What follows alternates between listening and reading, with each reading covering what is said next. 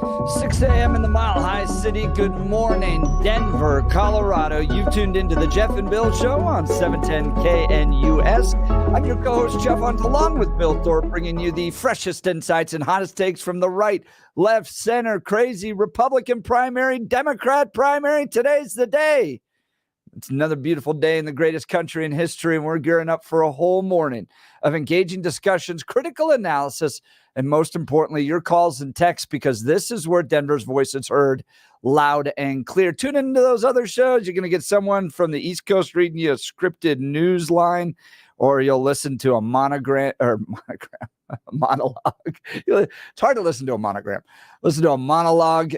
And here, though, you are invited to be part of the conversation. So phone lines are open. Text lines are open. Give us a call, 303-696-1971, or text us on this 710 KNUS app. Lots to cover today. Is Donald Trump going to get a fair debate?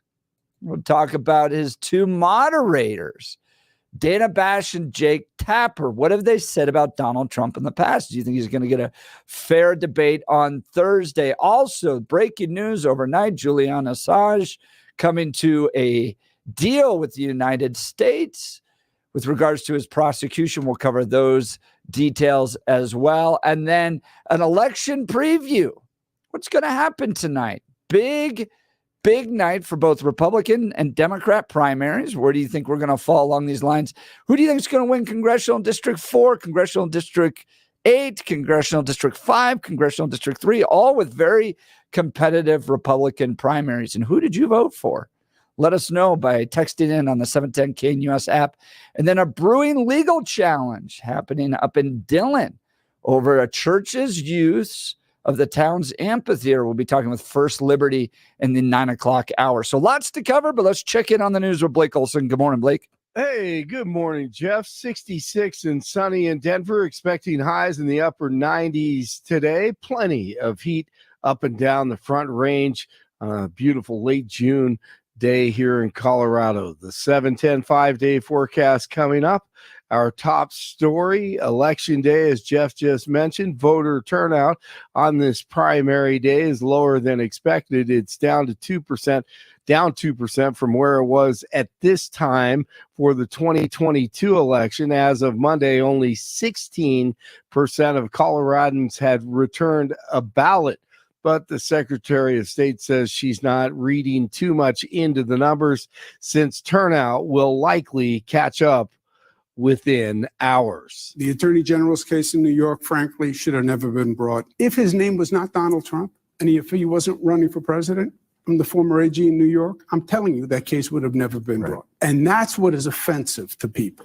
And that's Democrat Andrew Cuomo, in case you hadn't heard that in the past 2 or 3 days, siding with former President Trump. The first debate of the presidential election is just days away. President Biden is set to face off, they say, against his political rival Donald Trump on Thursday in a debate hosted by one-sided CNN in Atlanta. The candidates will make their pitch to voters less than 5 months before the election. The genius pushing Roe v. Wade hard before the debate. First of all, I say, let's really be clear about how we got here. Because the former president hand-selected 3 members of the United States Supreme Court with the intention that they would undo the protections of Roe v. Wade. And they did exactly as he intended. And in state after state, we are seeing what I call Trump abortion bans, including states that with a 6-week abortion ban, which tells you that these legislators clearly don't know how a woman's body works, or they don't care. That's the Vice President Kamala Harris on MSNBC on Monday. WikiLeaks founder Julian Assange has reached a plea deal with the U.S. Justice Department that will see him go free after spending 5 years in a British prison. The U.S.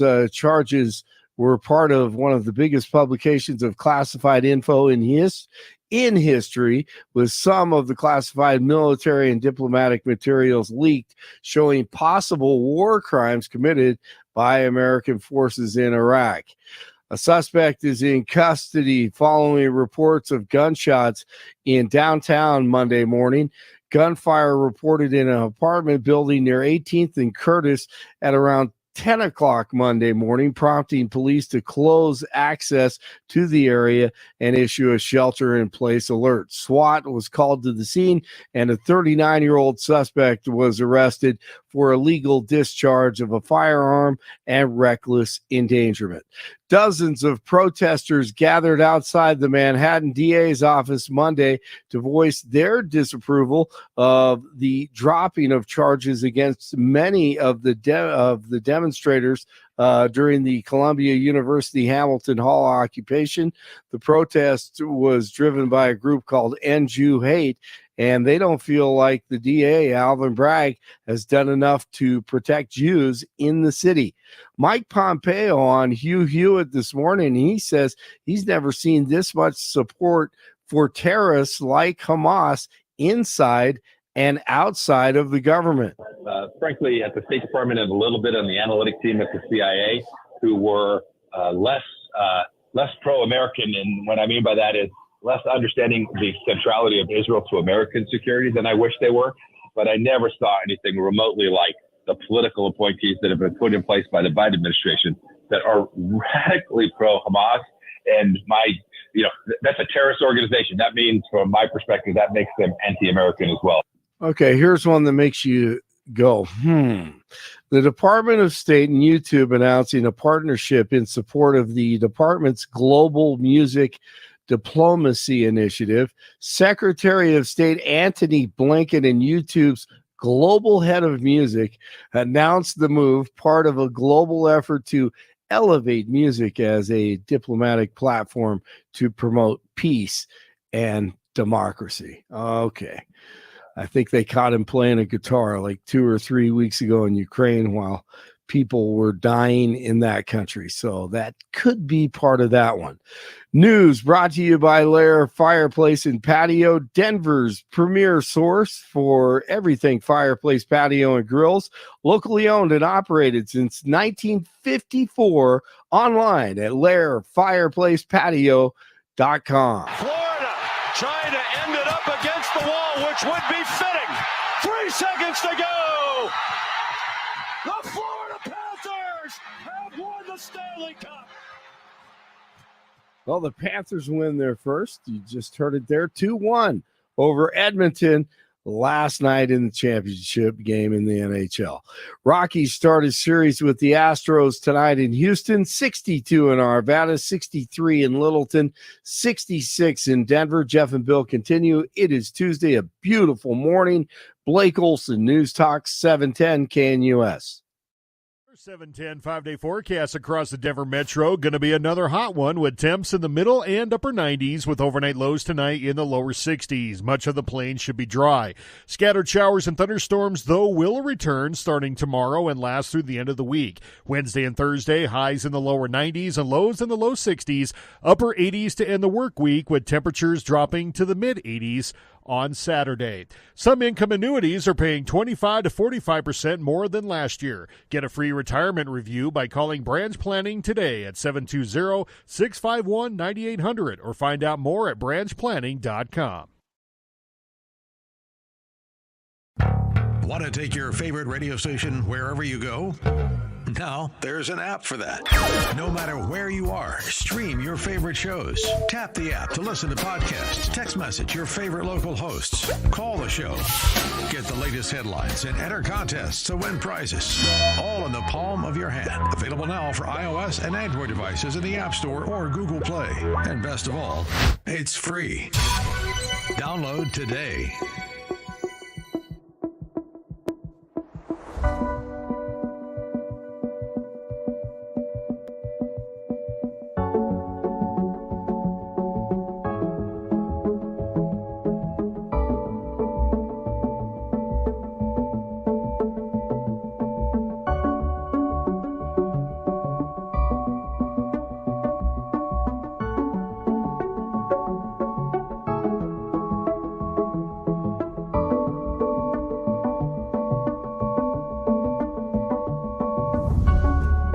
Welcome back to the Jeff and Bill Show. Is Donald Trump going to get fair treatment Thursday night during his debate? His campaign is saying no. Here's his press secretary on CNN getting kicked off yesterday. It takes someone 5 minutes to Google Jake Tapper, Donald Trump, to see that Jake Tapper has consistently stop this interview if you're going to keep President attacking Trump my to Adolf Hitler. Ma'am, I'm going to stop this interview if you I'm continue to attack my colleagues.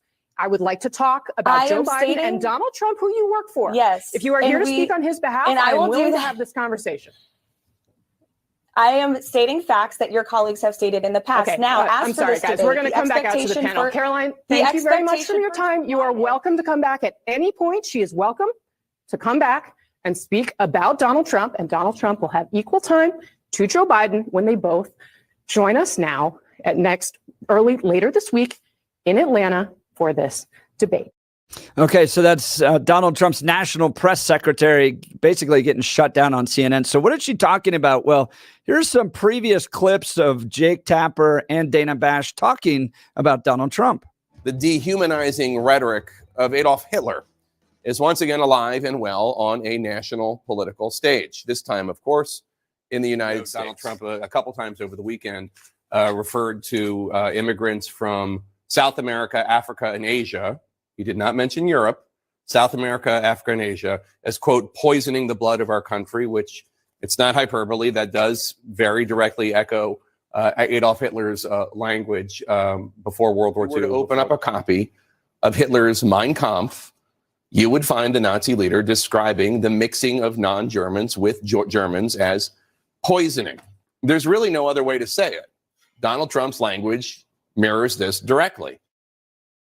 So Jake Tapper bringing up, the idea that Donald Trump's language reflects Hitler's language. Do you think Donald Trump is going to get fair treatment from these moderators on Thursday night? Give me a call, 303-696-1971. It always seems, Billy, like Republicans got to go up not only against their Democrat opponent, but the media as well. I think back to the Channel 9 debate with the Republican primary in Congressional District 4, where they spent almost no time debating each other and a lot of time debating Kyle Clark. How's Donald Trump going to react to these commentators Thursday night? Well, he'll probably try to take shots at them, but I think the better question is, how are the commentators going to behave? What are they going to do? What Tapper said was equating Donald Trump's language to Hitler. He wasn't necessarily wrong based on the comparison. Do I think that Donald Trump was invoking Hitler on purpose? No, I don't think so. But was the language similar? Yeah, absolutely. Absolutely. And we know that Trump routinely says things like prisons and insane asylums all over the world, except not in the European countries, are being emptied and they're sending our criminals here, regardless of no proof of that happening. So we know that's something that he does. The question really is, can Tapper play it straight? We saw with Kyle Clark that he really couldn't play it straight, and we'll see with Tapper. I would assume that CNN has come to him and said, here, this, and if you can do this and this and this, we will put you on that stage, because CNN is well aware of if Tapper comes out and behaves closer to what Kyle Clark does, then it's going to invalidate the debate and invalidate the actual network. They're going to look at it as, oh, you guys are just in the tank. You guys are just in the tank. But the idea being that if Tapper says something and has criticized Donald Trump's language, that then he can't be fair. The question I would have then for the audience is, in the next debate, if Hugh Hewitt is chosen to be on that stage, can he then be fair to Joe Biden? If the idea is just because the individual has criticized one of the people in the performances in the debate, they can't necessarily be fair, I disagree with that. I think that is on the individual. I think the individual can, I'm saying can, I'm qualifying it, can have the ability to criticize one of the individuals on the debate stage and also be a straight debate moderator. That is what a true journalist should be able to do. Right. And so we are going to see whether or not Tapper can play as a straight journalist. The Cuomo brothers, no, not at all. Not in the least. I wouldn't trust him as far as I could throw him to be a straight journalist. There's no way I would trust him. Tapper, okay, I will suspend my judgment until afterwards. I will see what it looks like. Yeah, and I think there's a difference, Billy, to your point. Yeah. Right. Like the idea of criticism is not a problem. I think particularly with people like Kyle Clark, you get into advocacy. Yeah. So he's using his position to advocate against policies for people, against people. I think Kyle Clark really believes that Republicans are extremists and the state would be worse if they're in office. And so he paints, anytime he gets in front of them, he tries to paint them as extremists to make them unelectable in the state.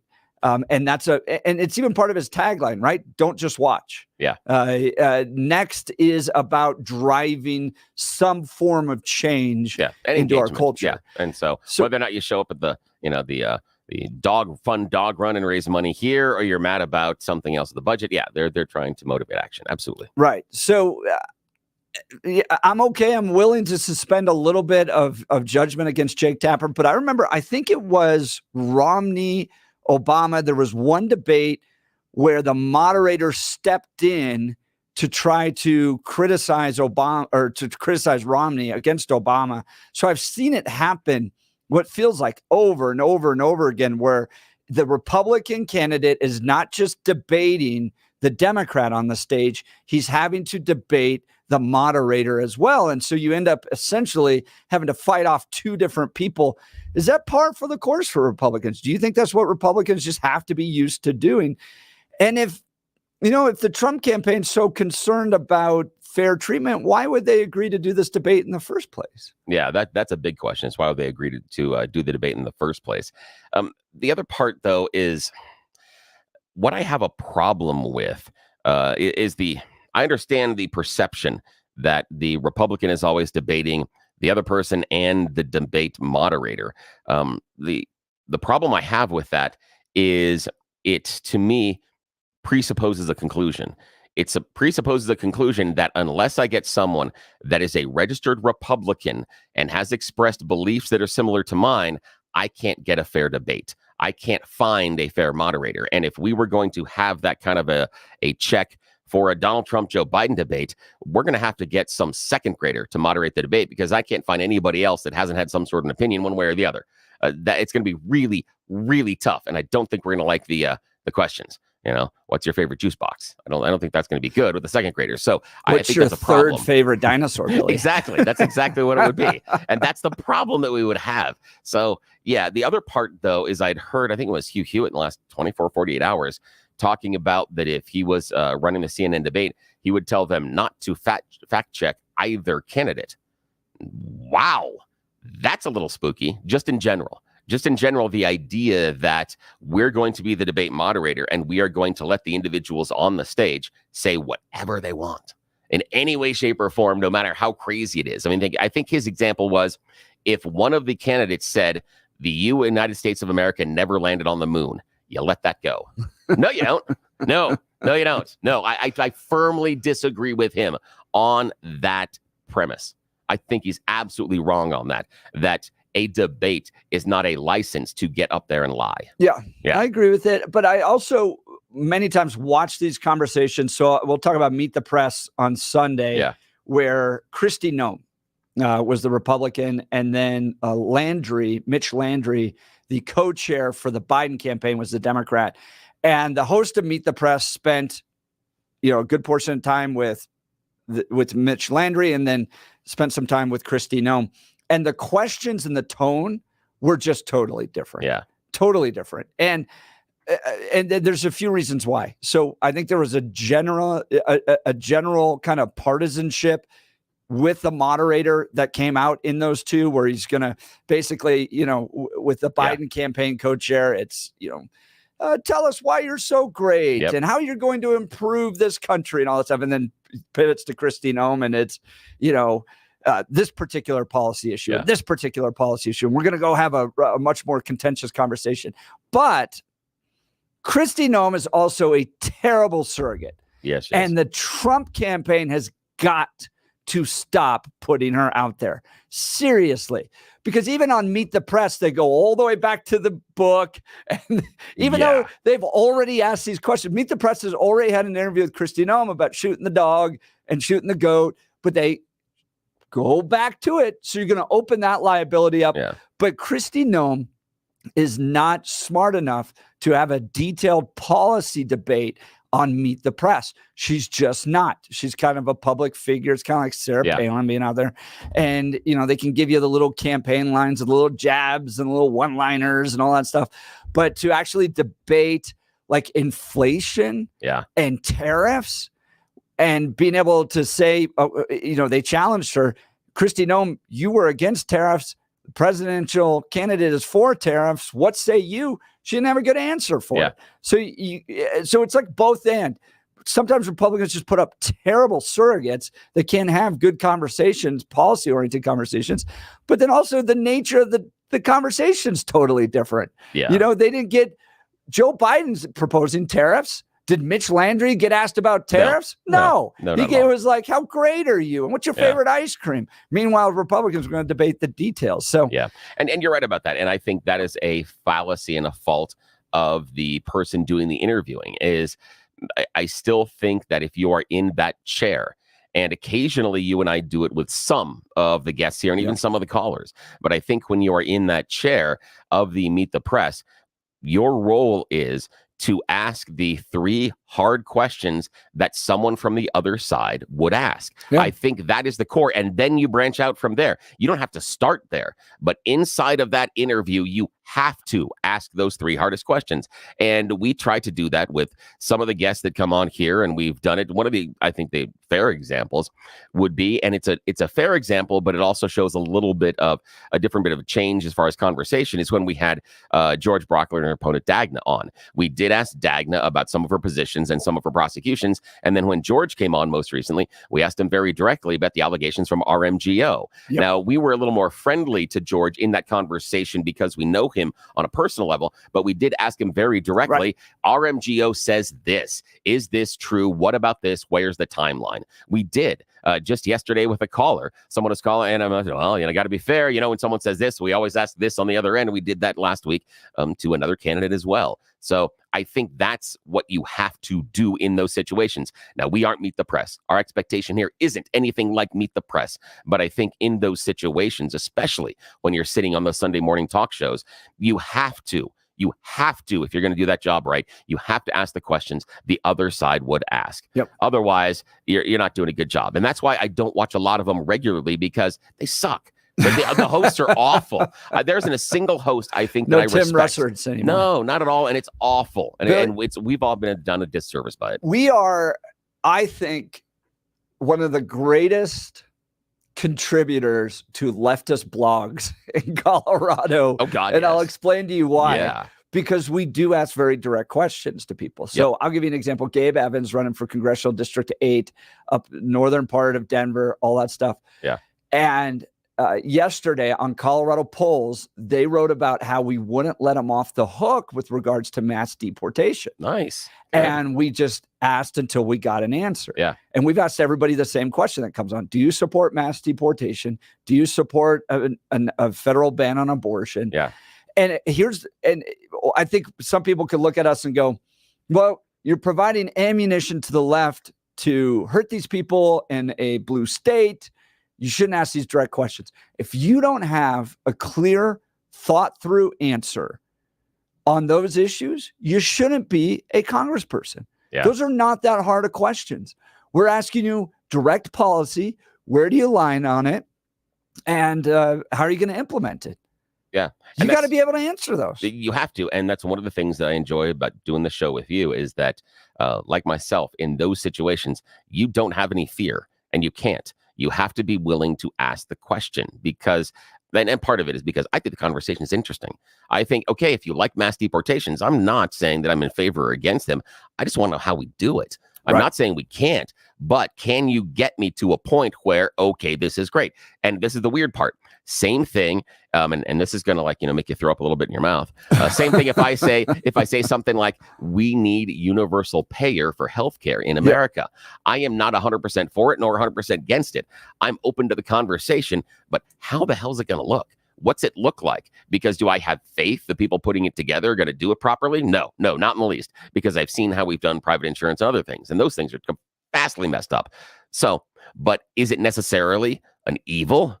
No, I don't see it as an outright evil. but it is, what does the system look like? Same thing with mass deportation. There are portions of it that make 110% sense. It absolutely has to be done. But how do you accomplish it? And just by saying I'm in favor of it and not understanding what you have to do, to me, makes you an intellectual lightweight. It says you've thought about this as a fun, emotional statement, but you haven't thought about how this actually accomplishes. And back to your point, if you're going to ask us to be in charge of making those decisions, we ask you to at least have thought a little bit more about it deeply than just the top level. That's it. So CNN presidential debate moderators have a long history of blasting Trump, including Hitler comparisons. I don't think he'll get a fair shake. I think it's going to come out with Dana and Jake. I think they're not going to be able to keep it restricted, their partisanship. I think it's going to probably pour out their disdain for President Trump, and Trump's going to have to deal with both of them. So give me a call. Let me know what you think with regards to the moderators and Donald Trump and Joe Biden. 303-696-1971, or text us on the 710KNUS app. I want to talk to you about Dan Caplis and my friends at Dan Caplis Law. Dan suggests you should choose a lawyer who shares your values, because who you choose to represent you in an injury case says a lot about you to everyone involved in the case.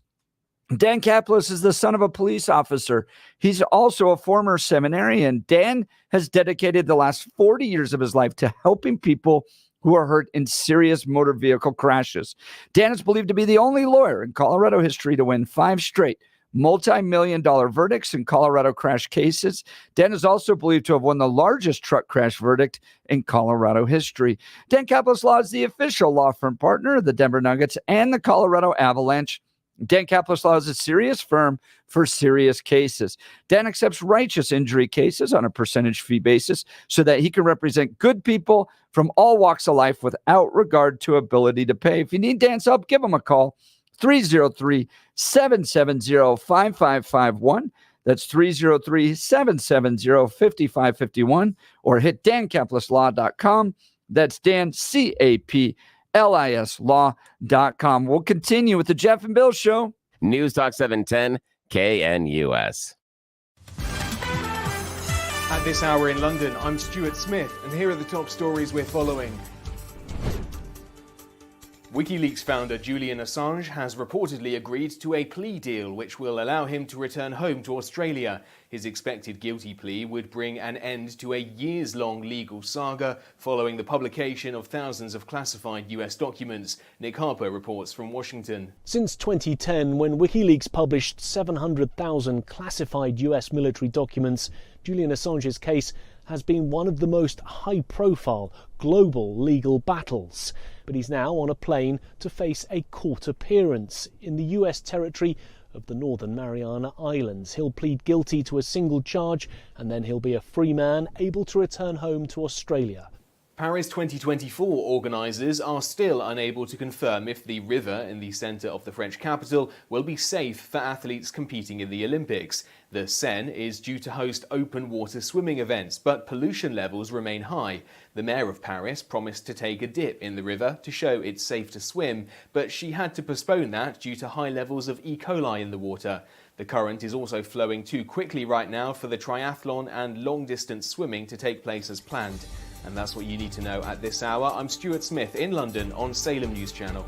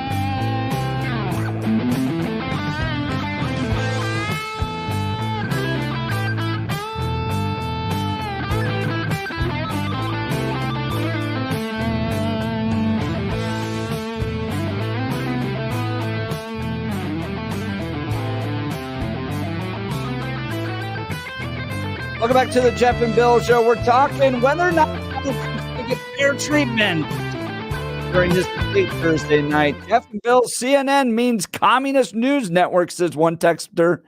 Asking for a fair debate from CNN is like asking a scorpion not to sting.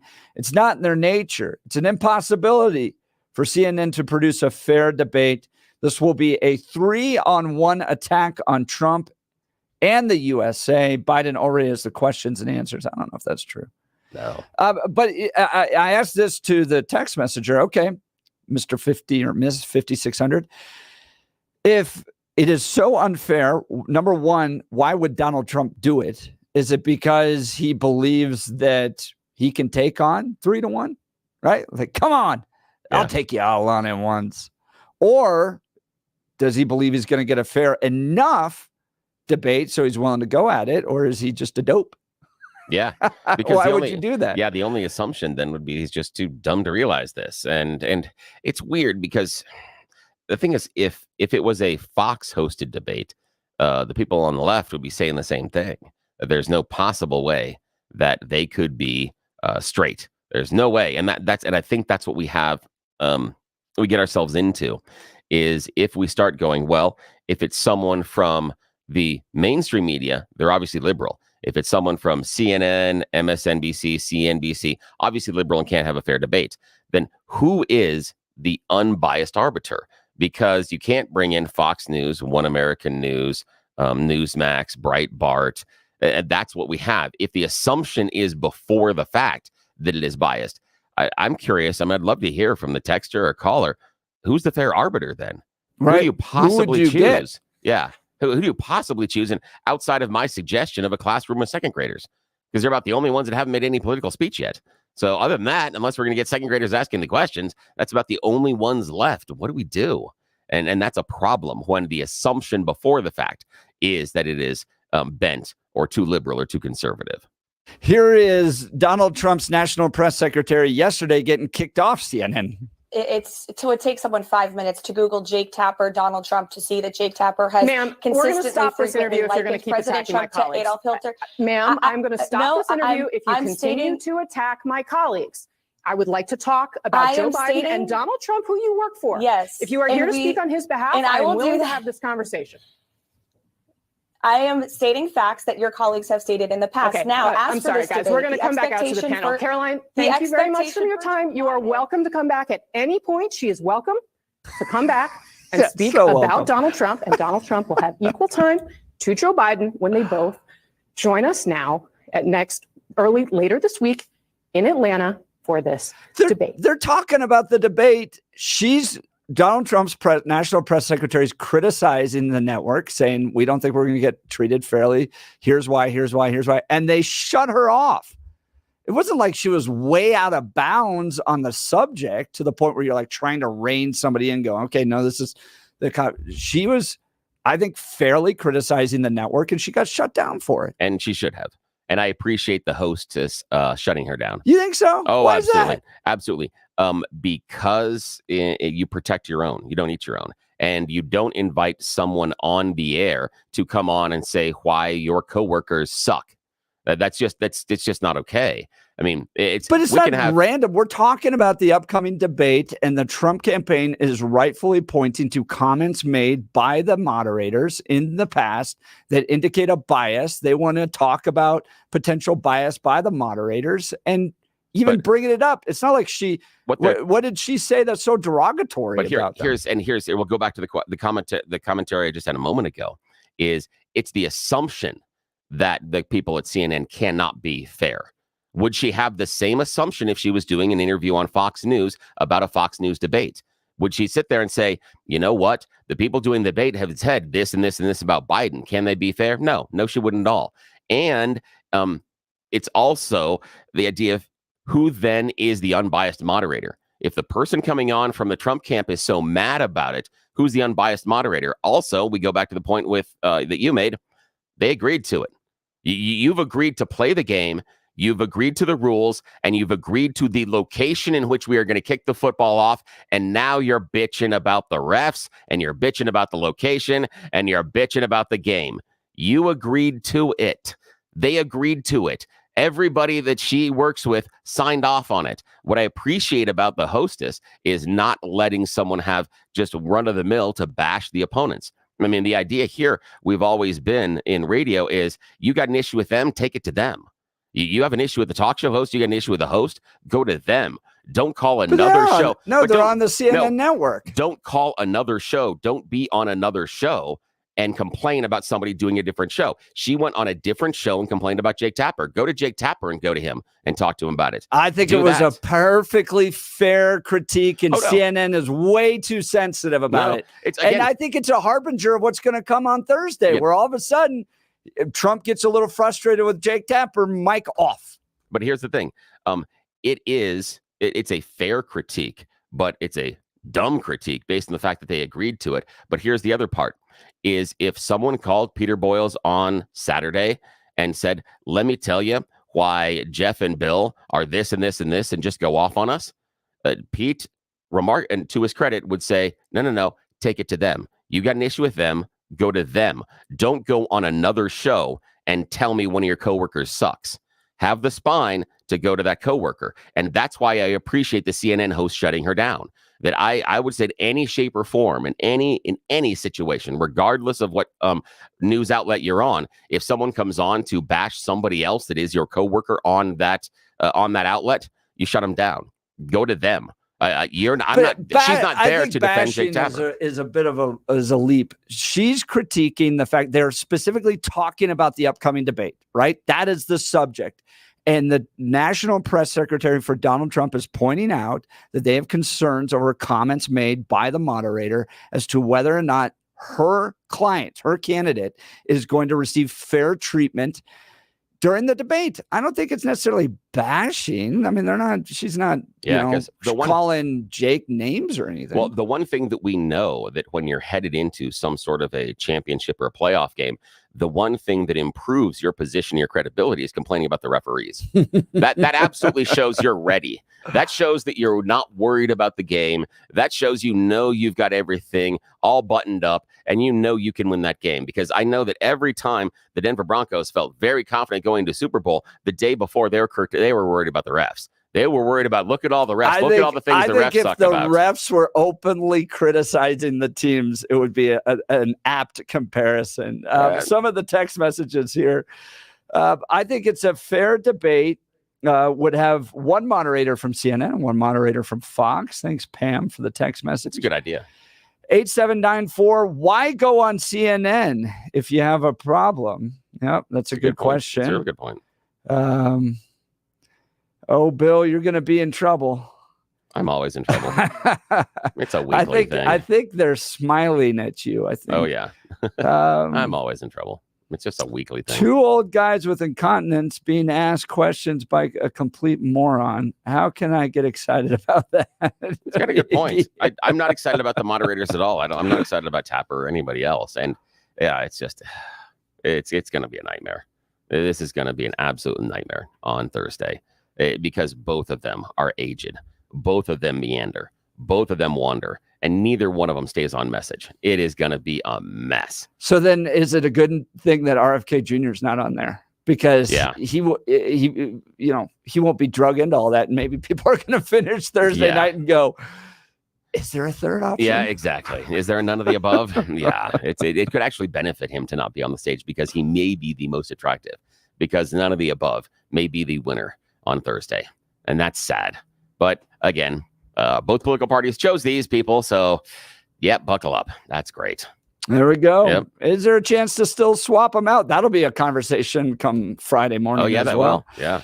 Give us a call, 303-696-1971. Want to talk to you about Empower Home and my friend Gay Ribble. You know that name. It's a popular name in Colorado, but I've gotten to know Gay personally in the studio here. And here's three things I adore about her. Number one, incredibly delightful personality. That matters when you're selling your home because you want to work with somebody that can get you through all the stress of having to sell your home. She's going to be a team player, team partner, great disposition. Number two, she shares our values. She supports the radio station, what we're doing here at 710 KNUS, and she gives back to orphans in the state of Colorado because she herself at one point was an orphan. So she wants those kids to find their forever families. She's grateful for the family that raised her. Number 3, probably most importantly, she is a titan when it comes to selling your home. Look, we all got family members who are real estate agents and friends who are real estate agents. They want our business, but this is a business transaction.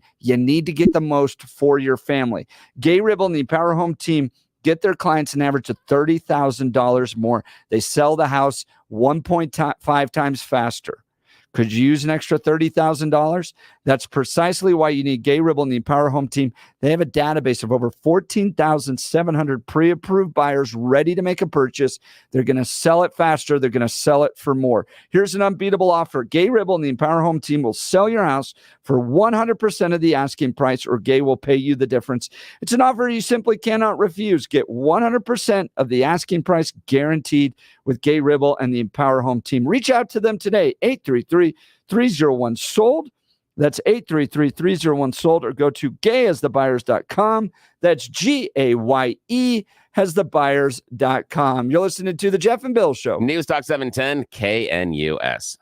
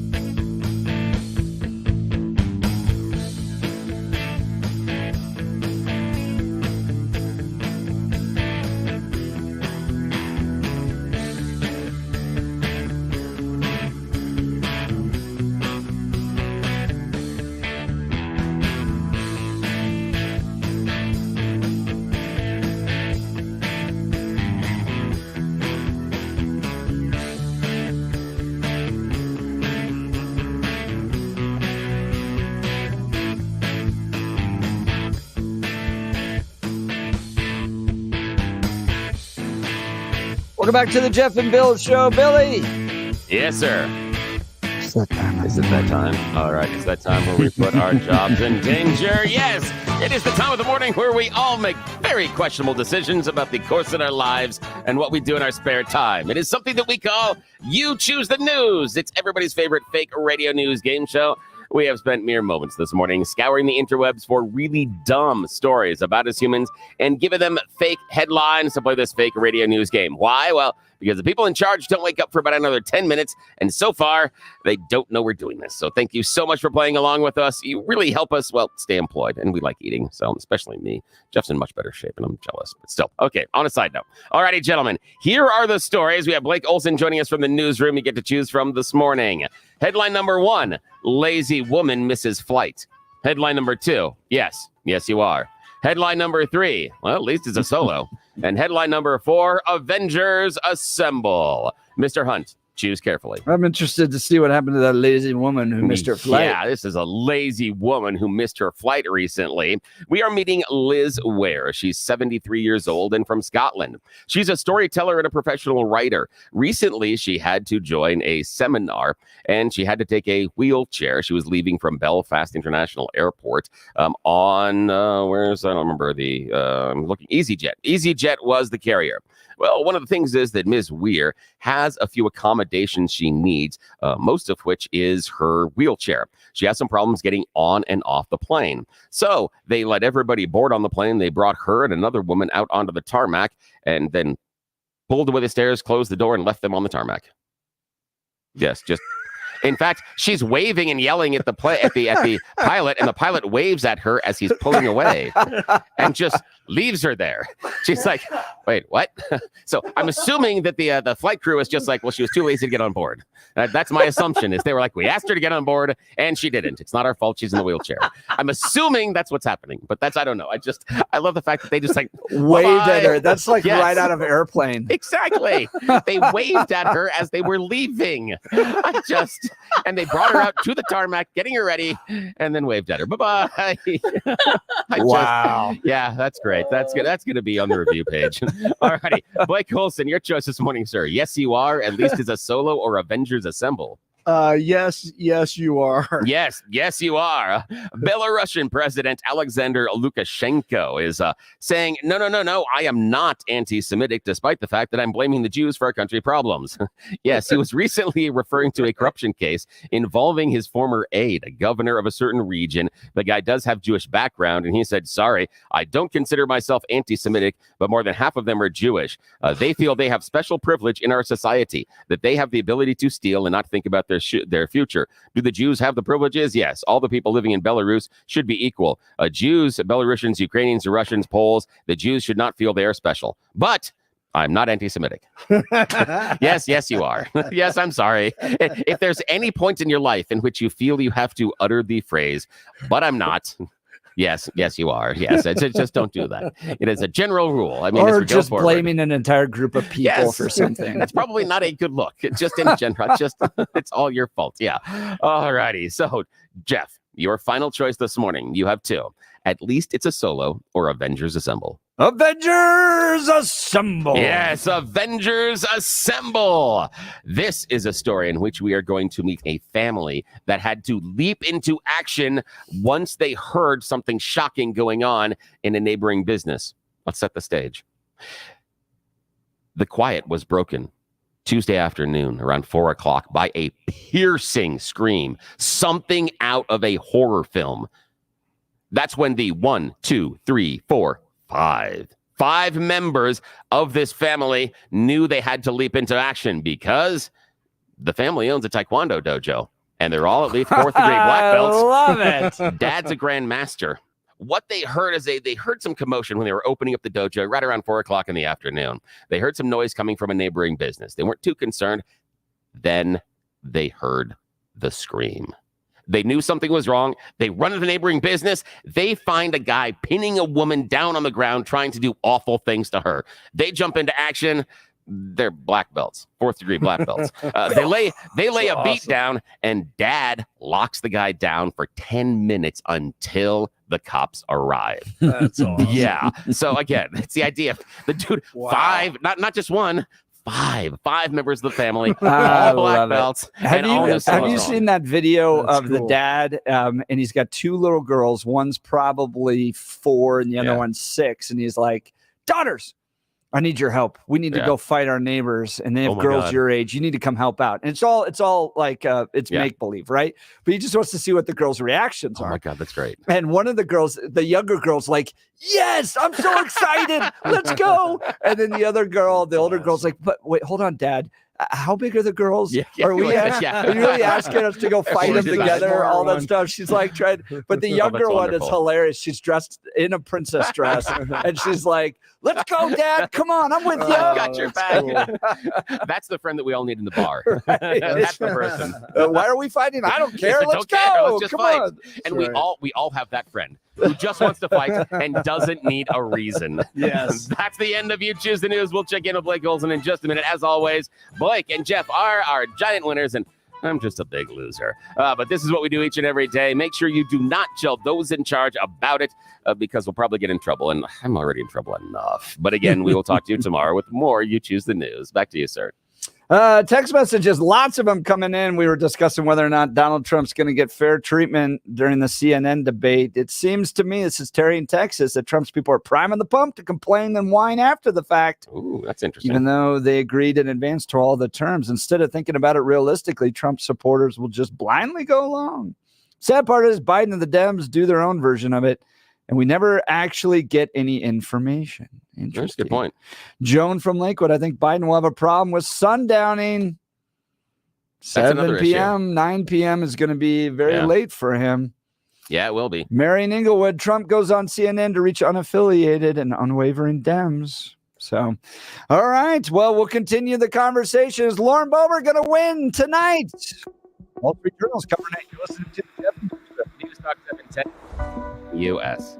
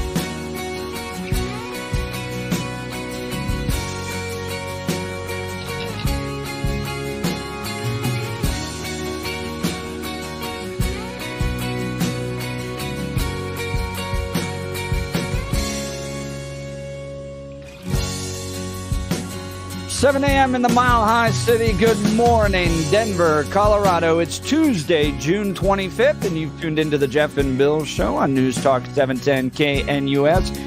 A little tip of the hat to Chris Byers listening, text in for the first time, letting us know he's listening. Glad to have you listening, thanks, my friend. This is where Denver's voice is heard loud and clear. Tune into any of those other radio stations, and some news geek out in New York City is going to write some news for you to listen to, or you're going to listen to someone tell you what to think. But here on this show, you are invited into the conversation. Give us a call, 303-696-1971, or text us in on the 710 KNUS app. It's a beautiful day in the greatest country in history, and we're gearing up for a whole nother hour of engaging discussions, critical analysis, and your calls and texts. Phone lines open, 303-696-1971. So grab your coffee, Denver, and let's dive into the issues that matter most to you right here, right now. All right. I want to cover this in just a second. Lauren Boebert's latest election shock. She's favored to win. Front page, the Wall Street Journal. Colorado Republican gains momentum in new district as some voters forgive political sins. Is Lauren Boebert poised to win tonight? Is George Brockler going to win tonight? Who's going to win in Douglas County and Elbert County? And who's going to win in those Democrat primaries as well? The big ones with Elizabeth Epps and Tim Hernandez today. A whole lot to watch. It's a big day for Colorado politics and the direction of the state moving forward. We'd love to get your feedback. If you haven't voted yet, if your mind still hasn't been made up, you have just a few hours left before that ballot is due. So give us a call and let us know what questions you may have. Would love to talk with you. But before we do that, let's check in on the news with Blake Olson. Good morning, Blake. Hey, good morning, Jeff and Billy. 69 and sunny in Denver on Election Day. Expecting highs in the upper 90s today. Plenty of heat up and down the Front Range. The 7-10 5-day forecast is coming up. Our top story, the Denver City Council has agreed to spend $3 million to upgrade the security cameras at DIA. Denver police say 137 cars have been stolen from the airport's parking lots in just the past 6 months alone. No way. How much? 137 cars stolen. Now, that's not as many as last year, but I mean, that's a huge problem. But you can't get out of their parking lots without a credit card. Why don't they just follow the person? Right. I don't understand how that happens, but they may go through. There's that exit, or they go the wrong way through that exit on the level 1 under the parking garage. Yeah. I don't know if you've ever seen that, but I've discovered that a few times. But at 2 in the morning, is there a way to get out of there without paying? There is one way. Well, there used to be. I mean, I don't know. I don't know what's going. There's so much construction going on there. Who knows? So they'll try to get a little safer at DIA. All right, this is Election Day in Colorado. Polls open this morning for state primary, similar to the presidential primary 3 months ago. The races include House and Senate seats. Voters will also be choosing candidates in all 8 congressional districts. On top of that, there's a special election happening at the same time in the 4th district to replace Congressman Ken Buck, who bailed on his commitments. All winners move on to November. 18-year-old DeAndre Hawley pleaded guilty to second-degree murder as a part of a plea deal in connection with the shooting death of 16-year-old Tiana Manuel. Her body was found behind a dumpster in Denver's Green Valley Ranch 2 years ago, and Hawley was later arrested and charged. He'll be sentenced on September 20th, and he faces up to 80 years in prison. I get the theory of the extreme left. We're a land of immigrants. Let everyone come in. We all came as immigrants. I get it. But how you do it makes all the difference in the world, right? And to just open the borders with no plan, you don't know where they go, you don't know who's going to pay for them. They wind up in cities all across the country. New York has a couple of 100,000 in hotels, costing New York City a fortune.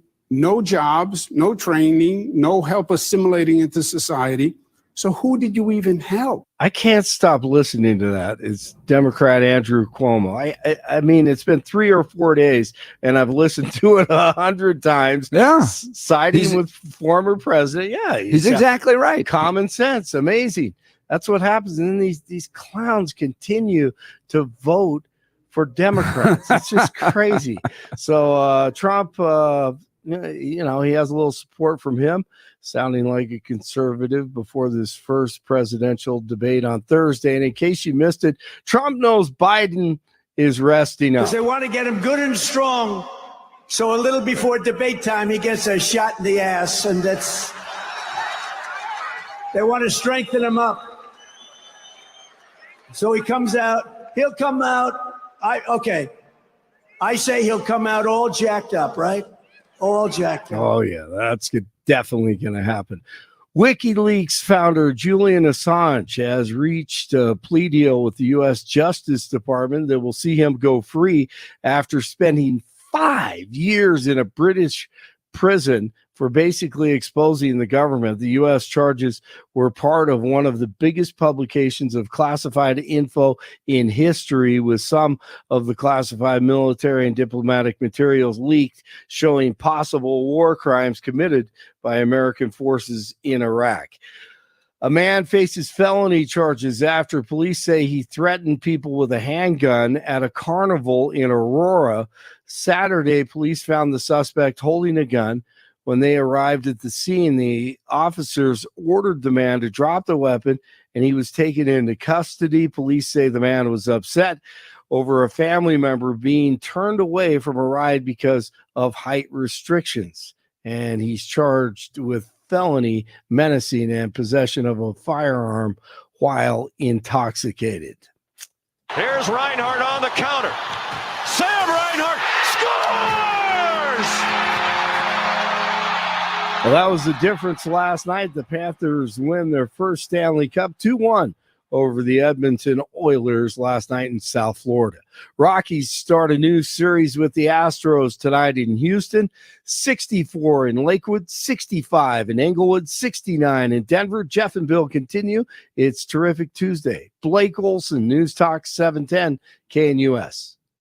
Your 710 5-day forecast across the Denver Metro. Going to be another hot one with temps in the middle and upper 90s with overnight lows tonight in the lower 60s. Much of the plains should be dry.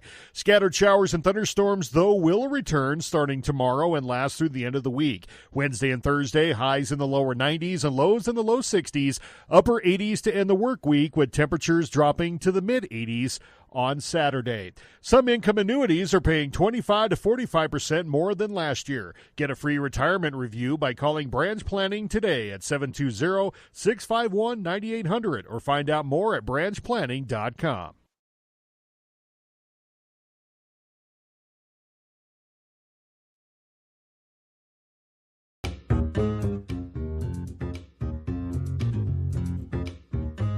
It's Tuesday, June 25th. It's been a day we've been waiting a long time for. It's political primary day for both Republicans and Democrats. Yesterday, we covered a few really spicy Democrat primaries that are going to indicate the direction of the Democrat leadership in this state. Is it going to go far more progressive into the kind of pro-Hamas, Timmy Hernandez, Elizabeth Epps wing?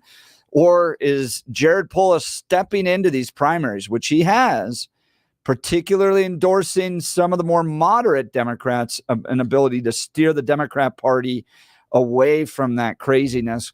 Also, a lot on the Republican side. Today, Congressional District 4, probably the most watched in the nation as far as it relates to Lauren Boebert and whether or not she's going to be able to pull off what was really a kind of long shot.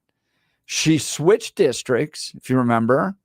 She barely won her district last time by 500 votes. And then you layer on top of that a lot of the personal issues she's dealt with. But polling showing her way ahead. I mean, 30 points ahead of everybody else. So did she do it right? The Wall Street Journal trying to cover this. Lauren Boebert's latest election shocks she's favored to win. Colorado Republican gains momentum in new district as some voters forgive the political sins. After a tough year of embarrassing scandals, Representative Lauren Boebert's jump to a new district may pay off on Tuesday. 6 months after the bombastic two-term Colorado Republican announced she would move her political fortunes from the state's western slope to its eastern plains and suburbs, Boebert has eclipsed her Republican primary rivals in fundraising and was 35 points ahead in the nearest poll. Jeez. The math just isn't there for anybody to beat her, said Dick Wadhams, Colorado GOP political consultant. Now, that you still have 40% that are uncertain, but even last night, Kyle Clark was bashing not Lauren Boebert, but the 5 people left in the race. Really? Going, you know what? That. You should have figured it out, picked one person, and then maybe. So, look, Kyle really doesn't like conservative women like KBB, Lauren Boebert, Heidi Ganahl, those types of things. I would agree. And I think he'd like to see somebody else in there. So he was angry that they didn't all get together, Mike Lynch, Richard Holtorf, Deborah Flora, Jerry Sonnenberg, Peter Yu, and pick one to go against her. But the reason why they didn't do that is because she's not that bad. Yeah. I mean, if Lauren Boebert was like really just this awful thing for Congressional District 4, then you would have seen people go, okay, we need to step aside because it's so critical for us to defeat her. Yeah. And the other thing is she's not. And the other thing I think helped her a lot is her MAGA affiliation, because that is a card of belonging inside of the Republican Party. If she came out and she was not a fan of Donald Trump, and again, we are just pretending. Lauren's a huge fan of Donald Trump and has been endorsed by him. But let's just say that is a completely different legislator that would make that jump, but is not as strongly MAGA affiliated. And what I would say is something like, let's say, Ken Buck, okay? Just for fun, Ken jumps from the 4th to the 5th is a little bit more that way, a little heavier sometimes in some Republican areas. It may have been if he was a strong MAGA guy and was washing out of the 4th, that might have been a better field for him to plow. But because of the questions about his MAGA and Freedom Caucus credibility, it would be a harder sell. I think that Boebert's hardcore and very solid MAGA credibility did more than many of us, and myself included, thought it was going to. That was a currency that really resonated with the voters in a way I wasn't certain it was going to, because I felt the other alternatives could offer the same. Not were at that point, but could offer the same. And the voters are disagreeing. It's interesting. It's really interesting. I had people in my life that changed their opinion on Lauren Boebert after the conviction of Donald Trump.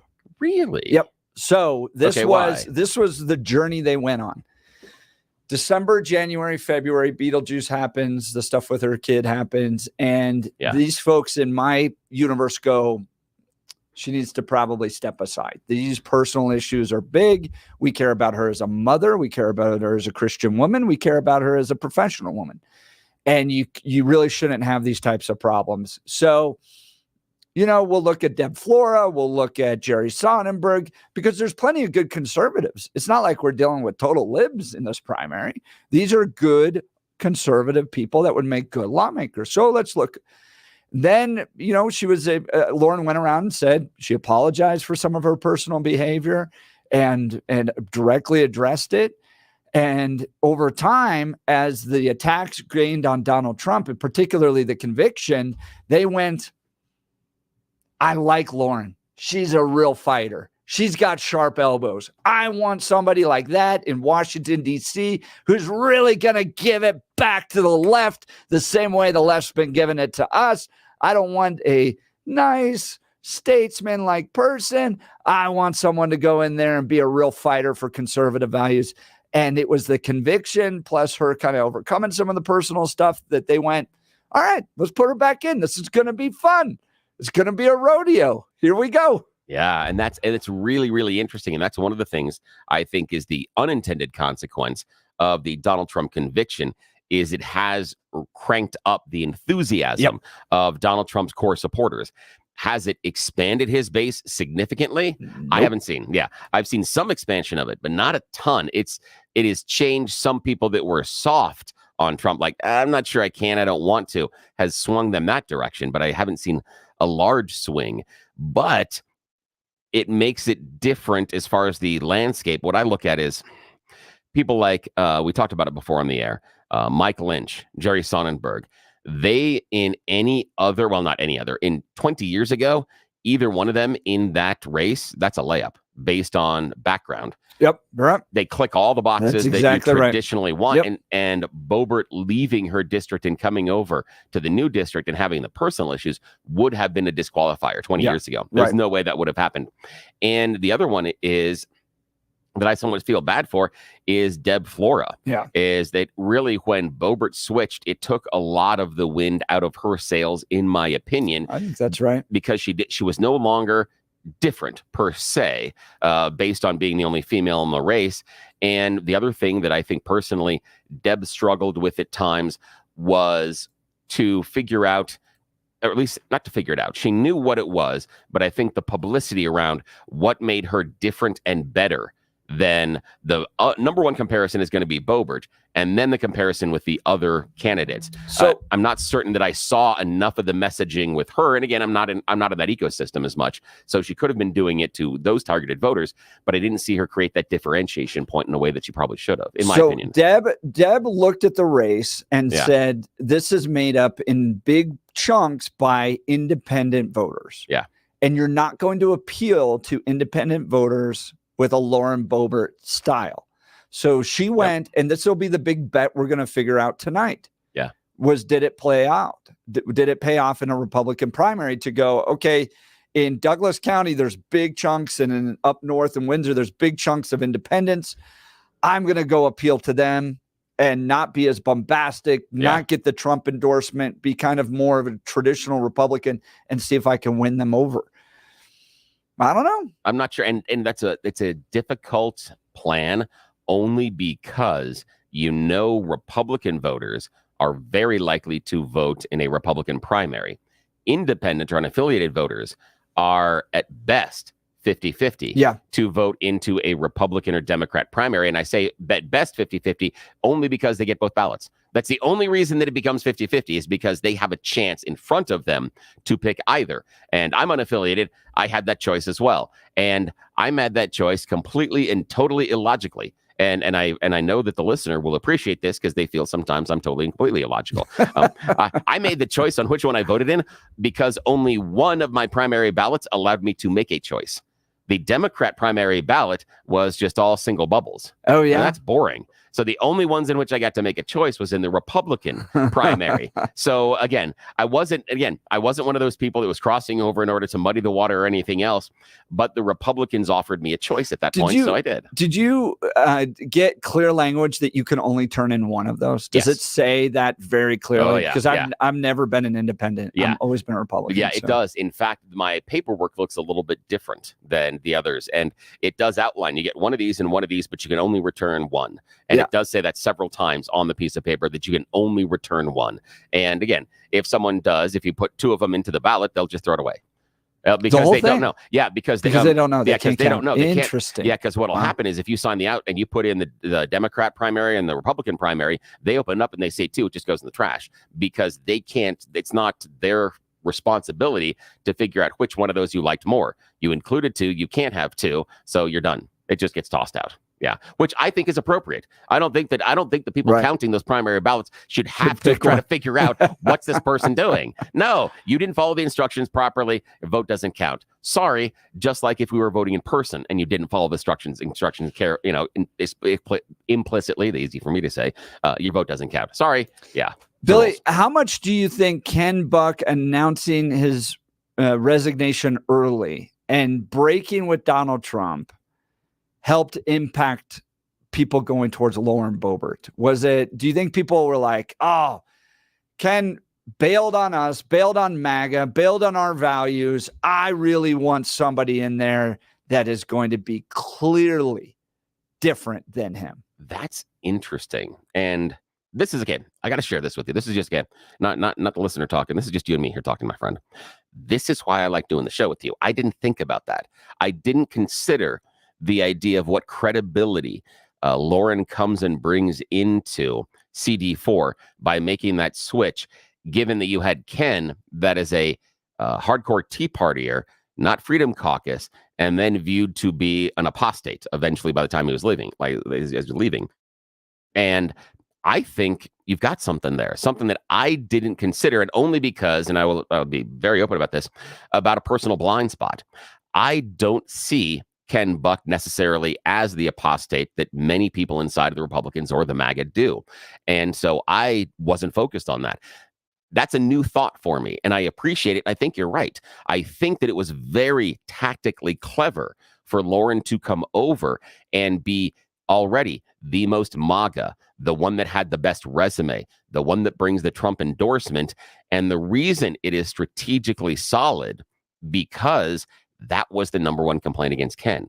It wasn't that Ken isn't a conservative anymore, or he wasn't a good representative for us. Nobody turned around and goes, look at all the crap that Ken did, and he didn't do anything right or anything else. That was never. The complaint was, you're no longer true to the brand. You're no longer part of the brand. And she is. That's clever. I had not, again, I got a blind spot, and I hadn't seen that. I think you're right about that, my friend. The text, this is a text message here, 2156. You want the strongest Republican in the strongest Republican district.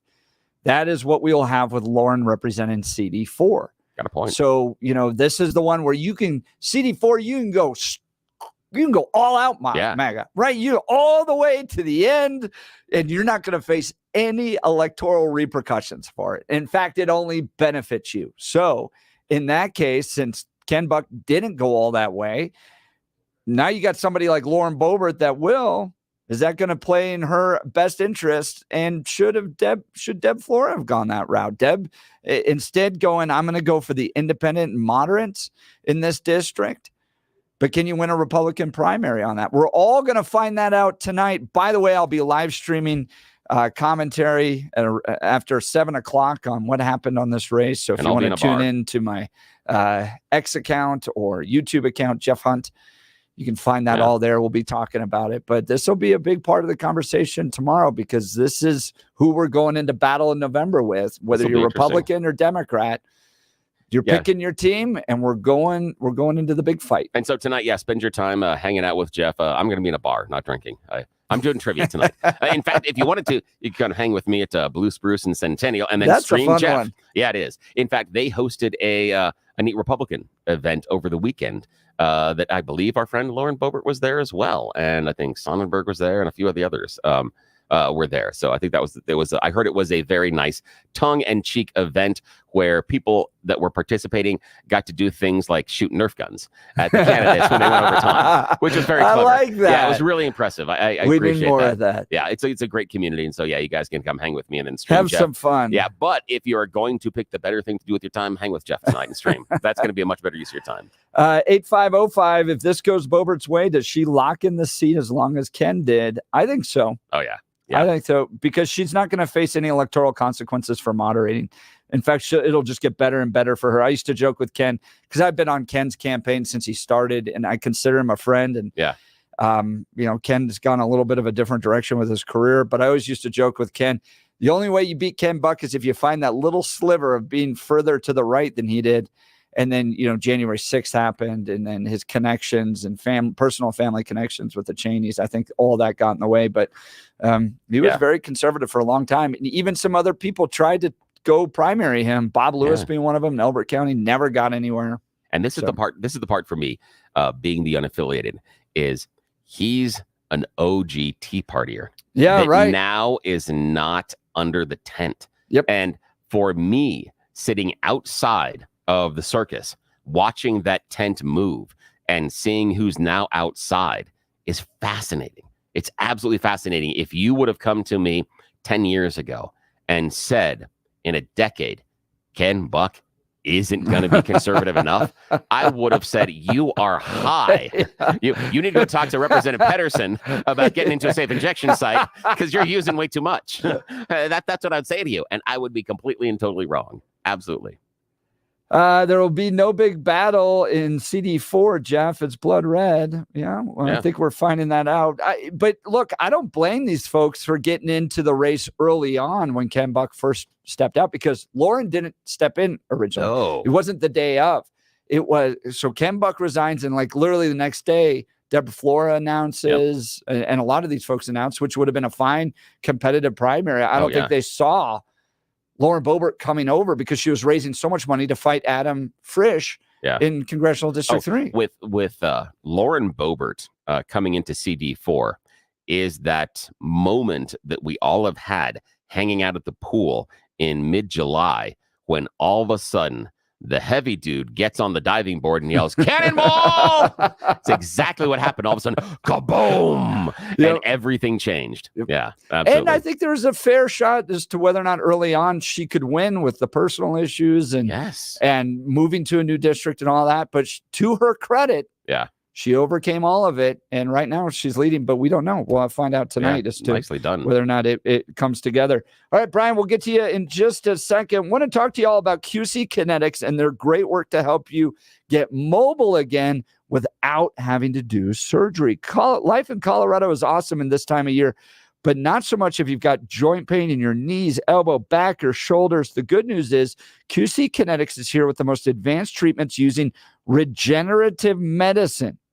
What is that? They harness the healing power from your own body to restore and repair your damaged joint tissue so you don't have to go under the knife. Look, as you get older, that's one of the last things you want to do. So many of our listeners have done QC Kinetics, and they are grateful. They are pain-free. QC Kinetics gets you moving again with no surgery, no drugs, and no downtime. This is the future of medicine, and the local medical professionals at QC Kinetics can get you started with a free consultation. QC Kinetics has clinics in Aurora and Superior. If your shoulder, back, or knee, or elbow are hurting you, if it hurts to walk or lift something, you need to check this out and get lasting relief. Do it now so you can enjoy Colorado summertime like you deserve. Next generation joint pain relief is here with QC Kinetics. 303-900-8986. That's 303-900-8986. Get a free consultation. 303-900-8986. 86 or visit painfreecolorado.com. All right, we'll continue with calls and texts. You're listening to the Jeff and Bill Show. News Talk 710 KNUS. At this hour in London, I'm Stuart Smith, and here are the top stories we're following. Hunter Biden's lawyers have filed for a retrial on a procedural technicality. 2 weeks ago, he was convicted of 3 criminal counts relating to the purchase of a gun in Delaware in 2018. Now his lawyers say the trial began without a mandate from the appeals court, which correct procedure dictates should have been issued beforehand. No date has yet been set for sentencing. A potential avocado crisis in the US has been narrowly avoided after officials in Mexico and Washington agreed Monday to a new security arrangement to protect health safety inspectors. Tony Waterman has more. Under the deal, the U.S. will work with Mexican officials on security, deforestation, and labor issues in Michoacan, which is Mexico's largest avocado-producing state. Billions of dollars worth of the fruit are imported to the U.S. each year, but inspections of packaging plants were halted earlier this month after 2 American health inspectors were assaulted and temporarily held hostage. Michoacan has been facing increasing threats from drug cartels in the region, and Americans have been warned not to travel to the state. And that's what you need to know at this hour. I'm Stuart Smith in London on Salem News Channel.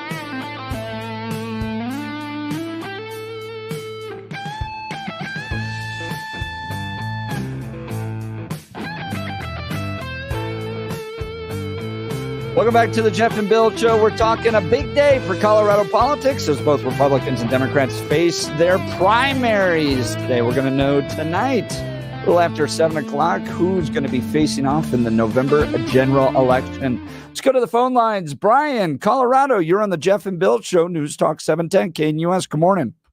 Hey, good morning, guys. I think Lauren Boebert dominating in the polls is very revealing and telling that the Colorado Republicans are way more MAGA than moderate, which really silences the haters like CNN Ken and Dick What Not to Do Wadhams, who keeps telling us to moderate, and that loses elections every time. And now we know it.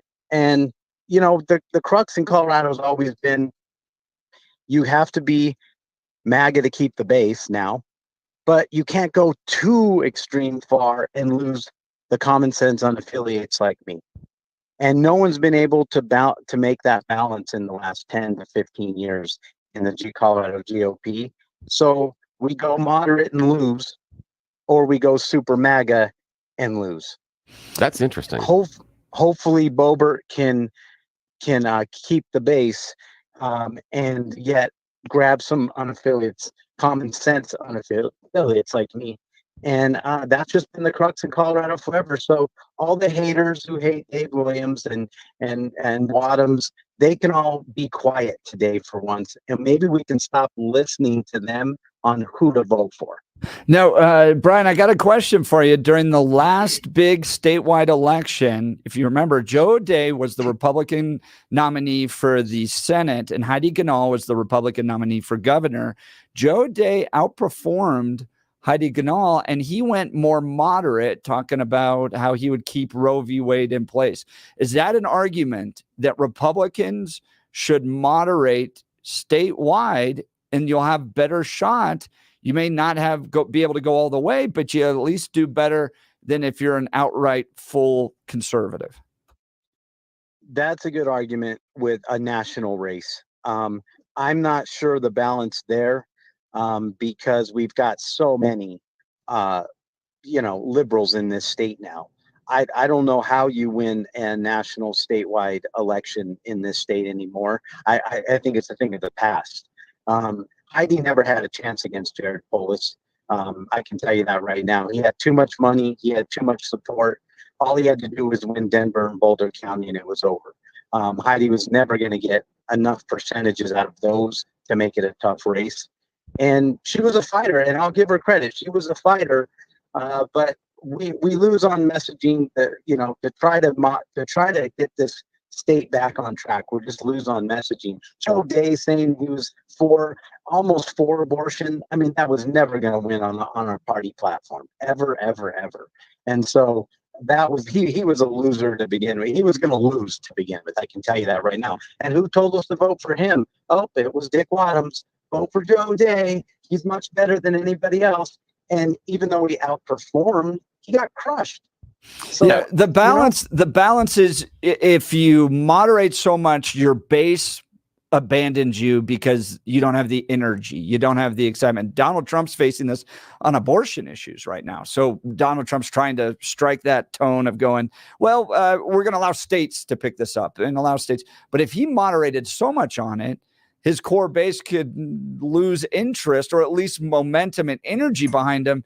And then, that affects you as well. So it's this area that the candidate has to find. How do I win over independents and moderates to come over and support me without losing my base because they're not as excited about me anymore? You're right. And I'm pro-life.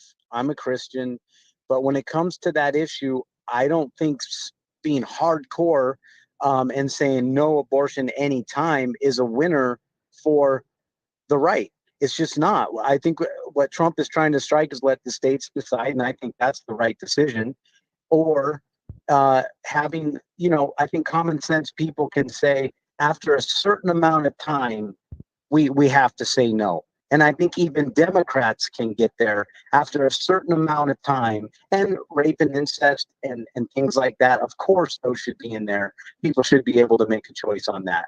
But a certain amount of time, whether it's 10 weeks, 12 weeks, I think you can get enough people under the tent to say that we shouldn't be allowing that at that certain amount of time.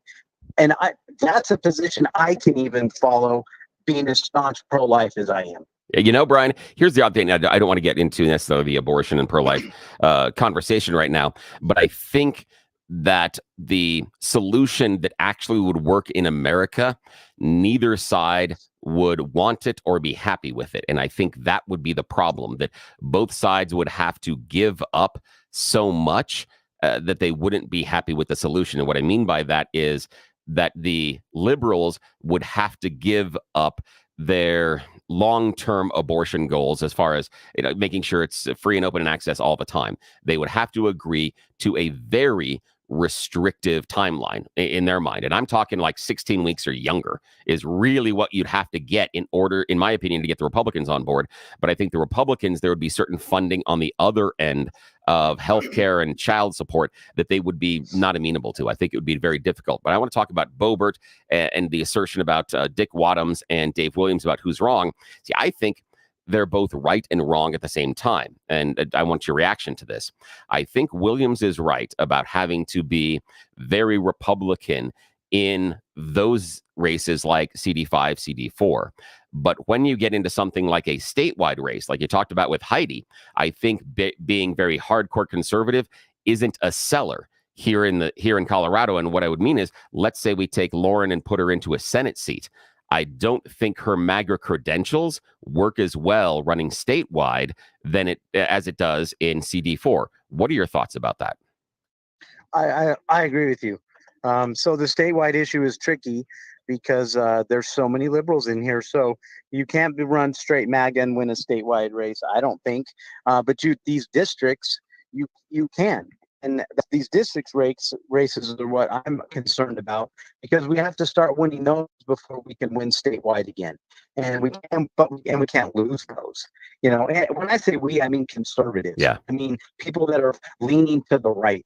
The Republican Party is a disaster. I think Dave Williams is trying to get it back, but he's being met by all the old guard people that are just telling us, who've told us to do things that have made us lose. We've lost on messaging. We've lost on the ground game. We've lost grabbing common sense unaffiliates like me. But why Brian, can't we that's interesting. get it back? Okay, I got a question for you. Now, this is something that's somewhat unfair, and I'm going to spring this both on you and on Jeff. Okay. Now, this is kind of just an idea that I had. Okay. Let's assume that Ken Buck is not going to leave politics. Could the Republicans in Colorado get behind Ken Buck if he was challenging Michael Bennet for his Senate seat? Or has Buck become so much of an apostate that he wouldn't be allowed to run against Bennet? I can make a case, done properly, I think Buck can take Bennet. I think he could, if you sell it properly. If he came out as the kind of voice against Trump in some capacities, Yes. and the independent maverick. And lean into the fiscal nature of the Tea Party. I think that could be a winning formula to win statewide. He went against Bennett in 2010 and lost. Yeah. Barely. Barely. That's the thing. So Brian, what do you think about that? Even though Ken Buck is no longer in the tent, what do you think? We're playing pretend right now. Just pretend. What do you think his chances would be against Bennett? I think he would never survive a primary now that he was on CNN all the time and praising the FBI and anti-Trump. But if he magically happened to win a primary, which I don't think Ken Buck would ever win again, that's why he sold out and left. I think he probably would have a chance against a wetsuit Michael Bennet. Yeah. See, that's the thing for me is I right where you are. I like the wetsuit. The thing for me is that Michael Bennett's beige wallpaper. There's nothing there. There isn't a single time you've ever walked into a room and gone, wow, nice beige wallpaper. This is great. It's never added anything to an environment, and he's never added anything to the environment inside of Congress. He's a placeholder. He's ridiculous. I mean, to me, he's an never embarrassment. had any legislation with his name on it or endorsed anything in 12 years. But I said, Ken Buck, if he magically won a primary, he could probably beat Bennett. But Ken Buck, because he sold out, will never win a primary, and he knows it. And now he's going to be a commentator for one of the Can you think about cable man. shows. Can you think about how great a life it is to be John Hickenlooper and Michael Bennett right Oh now? my God. Talk about it. I mean, think about it, Brian. Think about it. You Like, literally yes, don't do anything all day. You don't have to do anything, but think about that, Brian. Think about the job China they to get too. Yes, and they work less than 50% of the year doing actual work of anything consequential, and they don't have to do anything. They don't have to produce anything, and they take the paycheck, and everyone thinks that they're responsible and give them all this deferential treatment. And Hickenlooper's the one that brought us this homeless situation with this road home garbage. Yeah, he brought us the homeless garbage He's to gonna Denver solve it. and the He state, was gonna and solve it. he's the one that brought it to us, and nobody points the finger at him. Oh, unbelievable. 5600's Good point, texting man. in, Billy, I'd vote for Satan before I vote for Ken Buck. Really? Yikes. Wow. That's Wow. scary, because the issue for me is that Satan's not going to beat Bennett. And that's the issue is, and I appreciate no, you're Brian. right. There you go. Thank you guys. That's what I appreciate, Brian. Have a great Apostate day, is man. another name for a traitor. That's Jones calling Kenny. People don't get it. The key to Republicans winning in Colorado is the Hispanic vote, period. And I do not believe that becoming more moderate is the answer. Please point me to when the Democrats ever moved to the right or even the middle. Rush always said that it's best when he said Democrats are not our friends, we should strive to defeat them on every turn. 3701. Now here's the thing. And I appreciate that quote by Rush, but I would probably put that as exhibit 1, 2, or 3 if I was going to make a case as far as why our politics have devolved to the place they are now, is that Rush Limbaugh says Democrats aren't your friends.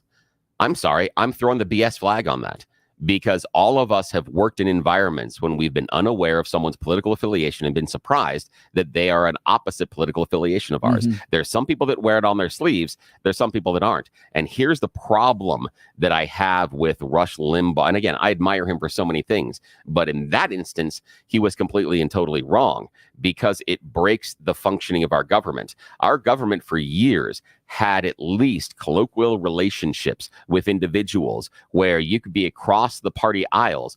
But, we talked about it. You used to live in D.C. and you would have your kids would play on the same teams. They go to the same schools. You'd be at the same social events. So you'd understand these people aren't the devil incarnate that you portray them on when you're going out and you're doing the speaking. And so you need, in order for our government to function, part of the genius that our founding fathers had was they forced both sides to work together. They said, you guys, we're not going to give all the power to just one people and let them run amok, because we've seen what that happens, because eventually you put a crown on top of their head and they think they have divine right. So that's not what we need to do. Patterson. Exactly. We want to create a functioning government to where both sides get a voice and both sides have to go back and forth. And unfortunately, some of the voice here in Colorado has fallen apart, and we see what happens when you get one side dominant rule. So the idea that Rush says that the other side politically can't be your friends, come on, that to me is, again, the major bromide as far as, again, example about how and why our politics are broken, because we view the opposite side. Who do you as think being has awful. more friends on the other side, Republicans or Democrats? So do you think Democrats have more Republican friends, or do you think Republicans have more Democrat friends? That's a really good question. I am very, very unsure. And the only, if I had to guess, and I don't think they do either, because, and here's the problem. I'm not even sure I could guess, honestly. and the only reason is because it's viewed as being a heretic. If you have a working relationship with someone across the aisle, it's viewed as heretical. It's viewed as you're working with someone that we can't possibly do that. You can't, with Brian on the last phone call, he talked about just Ken Buck appearing on CNN was enough to make him outside of a tent now. So I don't know. I think that just having a friend, but having friends, even on the other side that are Democrats or Republicans, if you're the other political party, if you're in major political office right now, it is a negative, which is awful, because we saw some of our local state legislators try to work through the property taxes and property tax solutions. Did they get things that we all needed, and was it the best solution? I don't think so. I don't think it was the best solution, but at least they were able to come to the table, and they were at the table because of those relationships, and that's it. And I hope that some of the parties are moderating. And one of the examples here in Colorado would be today in the primaries, both Elizabeth Epps and Tim Hernandez have primary opponents. That to me is a very good thing. I personally, again, I don't get to vote for either one of them, but I hope their primary opponents win.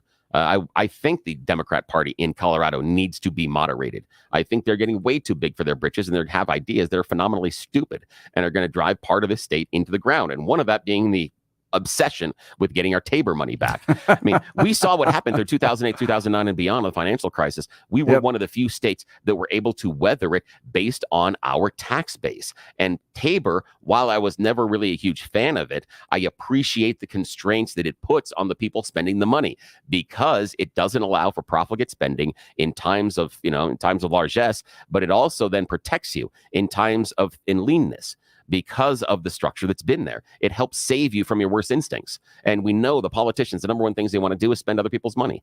They're really happy to spend our money. They don't want to spend their money. They're real happy to spend our money. So if we can prevent them from spending all of our money, that's a good thing, fundamentally. A very good thing.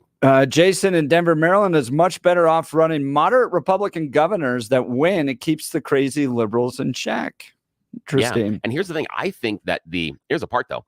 I think the liberals are more open to voting for a moderate Republican than Republicans are open to voting for a moderate Democrat. I just think that they're just built that way. I just think that in politics, they'll go that way if you can convince them. But again, you've got to have enough moderate Democrats.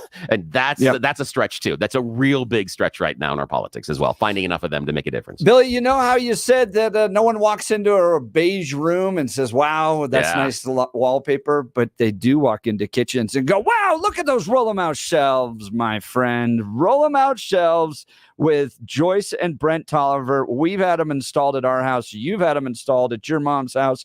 They are amazing. So they're these Baltic birch shelves that you pull out. They're custom built here in Colorado. They're super sturdy, and it allows you to access the back of your cabinets in ways that you have never been able to do before. So no longer losing stuff, forgetting stuff, or having to pull it all out to get to the back of it. Roll them out shelves is amazing. Begin the affordable transformation in your home for less than $1,000 when Roll them out shelves efficiently organizes your space with sturdy Baltic birch shelves built right here in Colorado and guaranteed for life. Give them a call today for your free in-home estimate, 303-475-9601. That's rollemoutshelves.com. Be sure to tell them Jeff sent you, 303-475-9601 or rollemoutshelves.com. We'll continue. You're listening to the Jeff and Bill Show. News Talk 710 KNUS.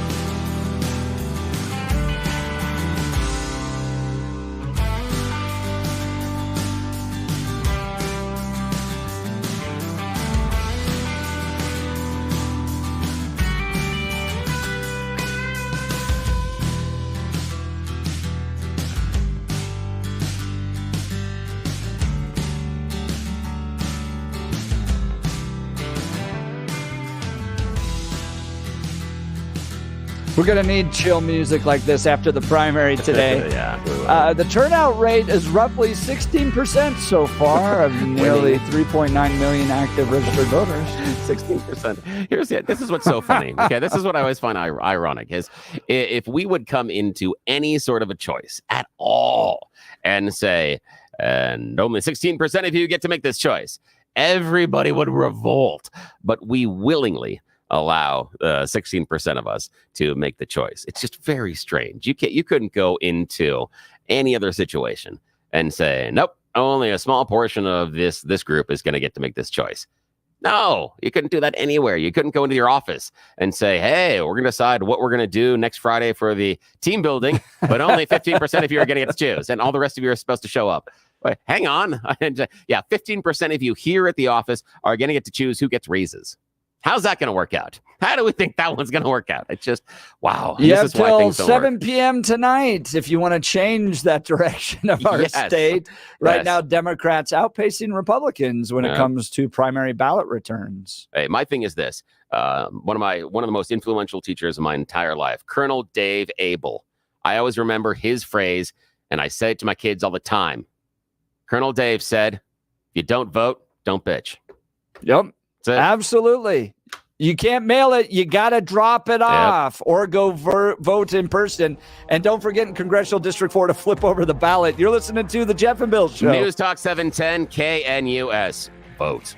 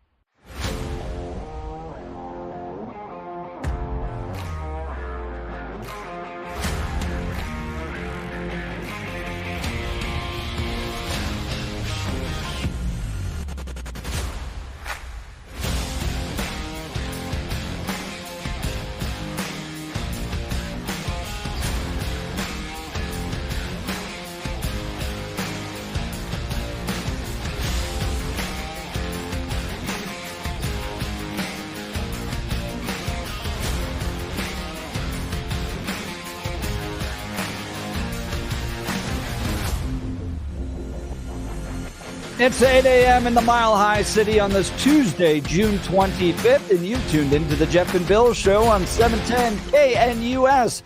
I'm your co-host, Jeff Hunt, along with Bill Thorpe, bringing you the freshest insights and hottest takes from the right, left, center, pro-Boebert, anti-Boebert. Who's going to win in Congressional District 4?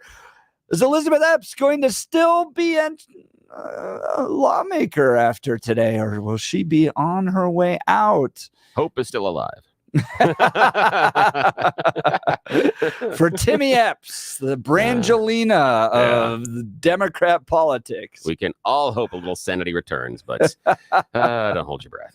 It's a beautiful day in the greatest country in history, and we're gearing up for a whole nother hour of engaging discussions, critical analysis, most importantly, your calls and texts, because this is where Denver's voice is heard loud and clear. So get another cup of coffee, Denver, and let's dive into the issues that matter most to you right here, right now. Coming up after the news, the New York Times reporting extreme wildfires have doubled in 2 decades. Is it climate change, or is it we're just not treating the forest the way we should? We're going to dive into this and more, but let's check in on the news first with Blake Olson. Good morning, Blake. Hey, good morning, Jeff and Billy. 75 and sunny in Denver, expecting highs in the upper 90s today. Heat up and down the Front Range today. The 710 5-day forecast is coming up. Our top story. We've seen election after election turnout tending to catch up on election day itself. So I wouldn't read too much into the numbers at this point. Voter turnout on this primary day is lower than expected. Colorado Secretary of State Jenna Griswold says while statewide turnout is down, it doesn't mean it'll remain that way. Only 16% of Coloradans have returned a ballot. Hey, Blake, on yes. that note, I got a text message here. I'm unaffiliated in Jeffco, so got both ballots. Literally no choices. Everyone is unopposed. So I'll technically be part of the people who don't vote because there is literally no point in it. Wow. Wow. Well, that explains a lot right there. And you just received that, you said? Yeah, text message just came in. I guess our overlords, in the Uniparty are just telling you who's going to now be your rulers. Right. And Griswold, she says her one concern with turnout is misinformation. Citing former President Trump's claim that the 2020 election was stolen from him. When you have elected leaders continue to lie to Coloradans and the American people, leaders that they should be able to trust in, it has a real effect. Because they want to get him good and strong.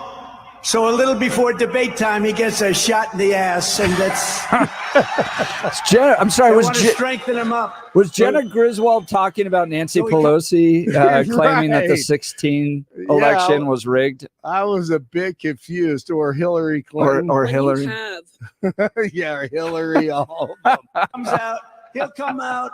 I say he'll come out all jacked up, right? All jacked up. Yep. The first presidential debate takes place this Thursday on one of the least trusted networks in the world, CNN. Brian's a Colorado voter and one of our great listeners, and he says bold is gold in the Colorado GOP. So the statewide issue is tricky because there's so many liberals in here. So you can't run straight MAGA and win a statewide race, I don't think. But these districts, you can. WikiLeaks founder Julian Assange has reached a plea deal with the U.S. Justice Department that will see him go free after spending 5 years in a British prison for basically exposing the government, showing possible war crimes committed by American forces in Iraq. His wife is cautiously optimistic. Things are moving very quickly, but if everything goes well, Julian will be on a plane on the way to freedom. A hiker is recovering after he was injured in a fall at Mount Massive in Lake County over the weekend. The hiker slipped and tumbled 600 feet, and the Lake County search and rescue team was called to the scene. Rescue crews reached the hiker, and while he was hurt, he was able to walk out with the rescuers to safety. The Denver City Council has agreed to spend $3 million to upgrade the security cameras at DIA. Denver police say 137 cars have been stolen from the airport's parking lots in just the past 6 months alone. Florida trying to end it up against the wall, which would be fitting. 3 seconds to go. The Florida Panthers have won the Stanley Cup. Wow, that was a great game last night. The Panthers win their first Stanley Cup 2-1 over Edmonton, the Oilers, last night.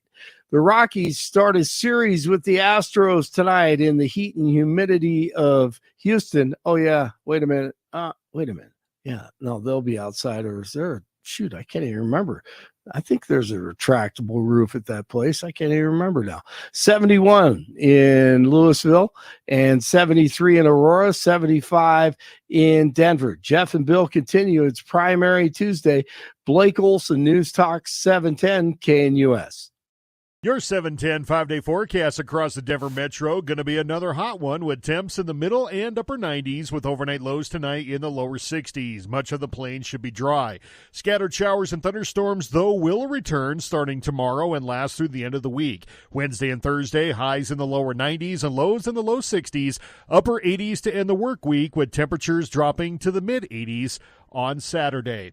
Some income annuities are paying 25 to 45% more than last year. Get a free retirement review by calling Branch Planning today at 720-651-9800 or find out more at branchplanning.com.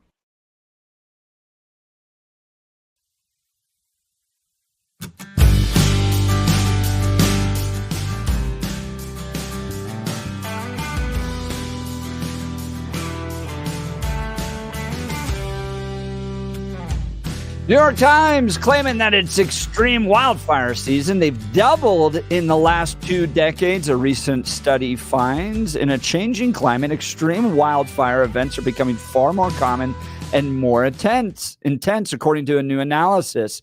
The hottest year on record, 2023, was also the most extreme for wildfires, according to new research.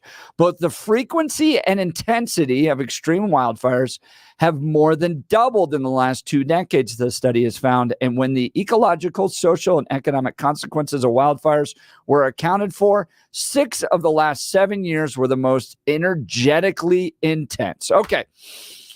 Whoo, Billy. I'm going to have to hold myself back on this one because this is something that I study a lot. I did a little mini documentary on wildfires in the West, and I sit on the board of an organization that's trying to stop all this. And what it comes down to is, could it be temperature? Yeah, it could. Steph, I'm not saying it's not playing a role in it, but this article by the New York Times doesn't account for the real problem. And the real problem in all of this is who owns the land that the wildfire is taking place on. So you can have 3 different owners when it comes to the land that a wildfire is taking place on. It could be the federal government, it can be the state government, or it can be a private citizen. And they have tracked over years the time in which response takes place based upon who owns the land. And on average, it takes the federal government 3 days longer to respond to a wildfire than it does if it's a private citizen. Oh, interesting. Yeah. So you end up with a fire on your own property. Oh my goodness, we got to get it out. Call the fire department, get somebody, let's go. If it's the state, oftentimes the state can respond. And in some cases, Billy, if it's the federal government, depending on what helicopter is being used, you can be restricted from responding to the wildfire. The oversight by the federal government is contributing in many cases to these problems, and it's literally lunacy. It's lunacy. So first of all, the federal government doesn't clean up the forest as well as the state does, right? Yeah, of course. They're just not there. No. They don't care. Somebody in D.C. is managing that. And in some states, 50% of the land is owned by the federal government, like Wyoming. This isn't just a little chunk. This is a big portion of the Western United States. We put these guys in Washington, D.C., they have charge over wildfires that are taking place out west. It takes them a long time to respond. They haven't cleaned up the forest to begin with. And you end up with wildfires that on a magnitude, Billy, when it comes to the amount of CO2 put into our atmosphere, is way bigger than the impact you're going to have by driving a little electric car. Yeah. Yeah, in many ways, I would agree. The issue is, why do we have more and larger wildfires now? What has been the change over the past 20 years? And I'm not saying that this is all climate change. I'm not at all. It is it's a piece. It's a piece of it. It's a piece. And I'm granting that. Yeah. And what I'm looking at is what's the change over the last 20 years. And I believe you're right about the critique, absolutely, on the federal land, that they don't respond as quickly, nor are they as concerned about making sure the brush and the undergrowth and things like that are needed. But in your opinion, or what do you know based on your research, why has nothing changed with how they are handling that both state and federal land in the past couple of decades? Yeah, great question. So we basically changed our attitude towards forest management about 20 years ago. We went from treating it like a garden to treating it like a museum. Yeah, okay. So the environmentalists came along and said, we're not going to touch it.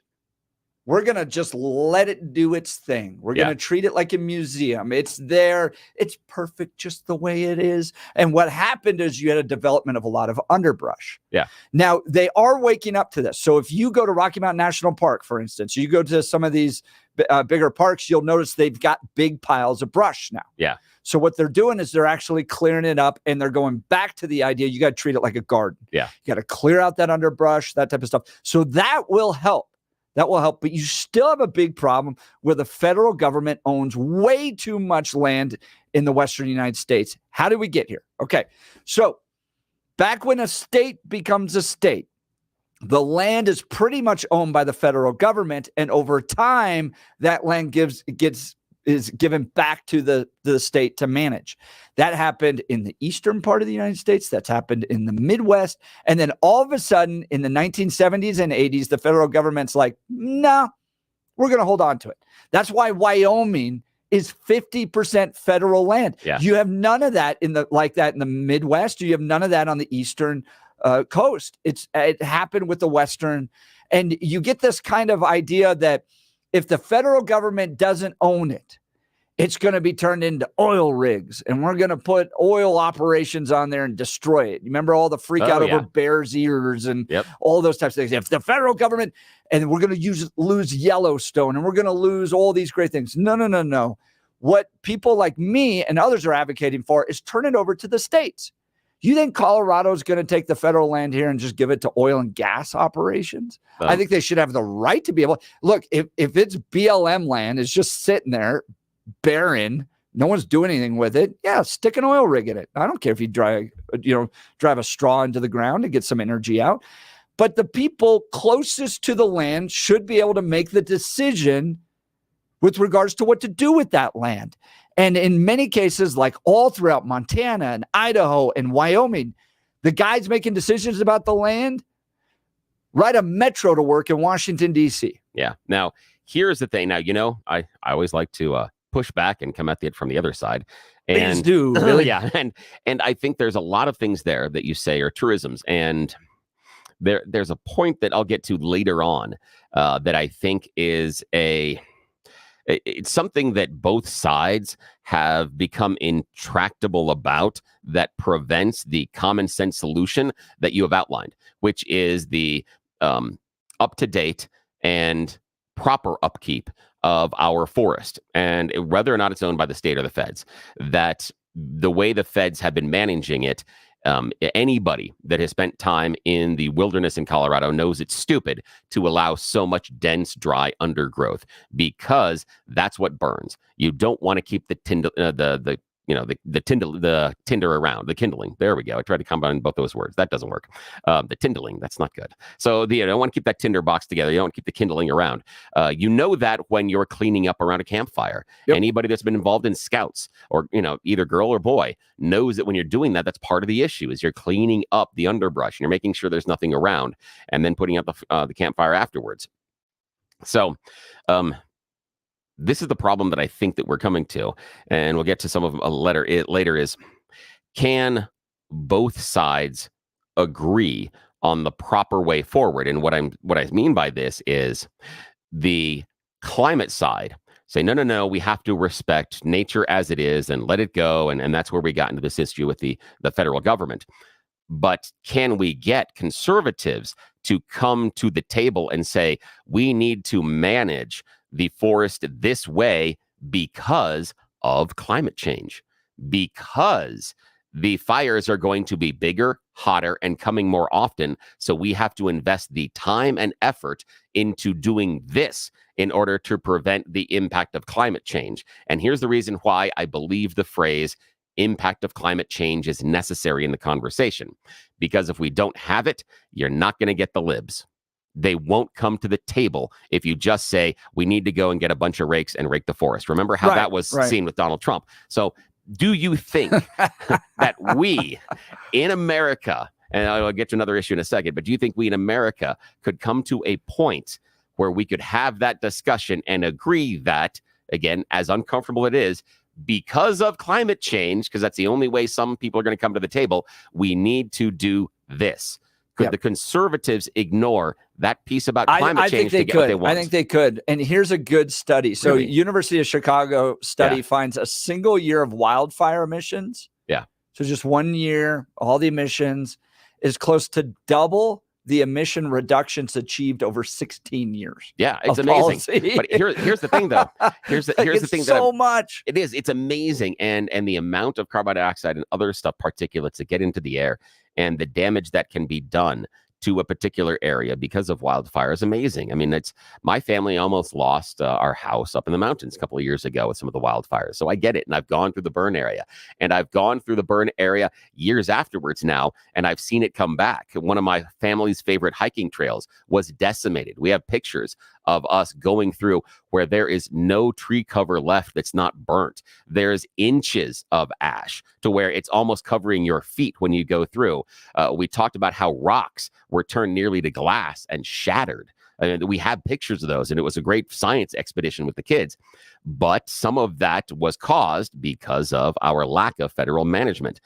The thing that I'm worried about is if the conservatives are convinced that climate change is a scam, and we've had an entire industry pop up about that.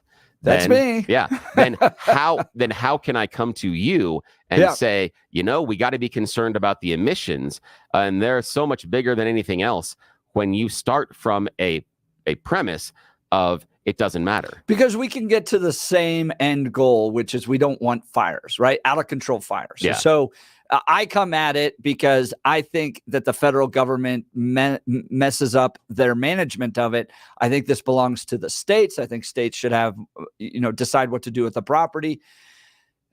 You come at it because you care a lot about CO2 in the atmosphere. Okay. Yeah. Well, we both don't want forest fires happening. Yes, we both can agree, like Frankenstein said, fire bad.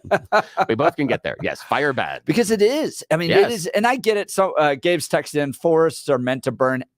Yes. There is some renewal. At a point. Yeah, there is some renewal that has to happen because what happens, get too big. Yeah, and what happens also with revitalizing the nutrients inside of the soil is necessary based on that burn.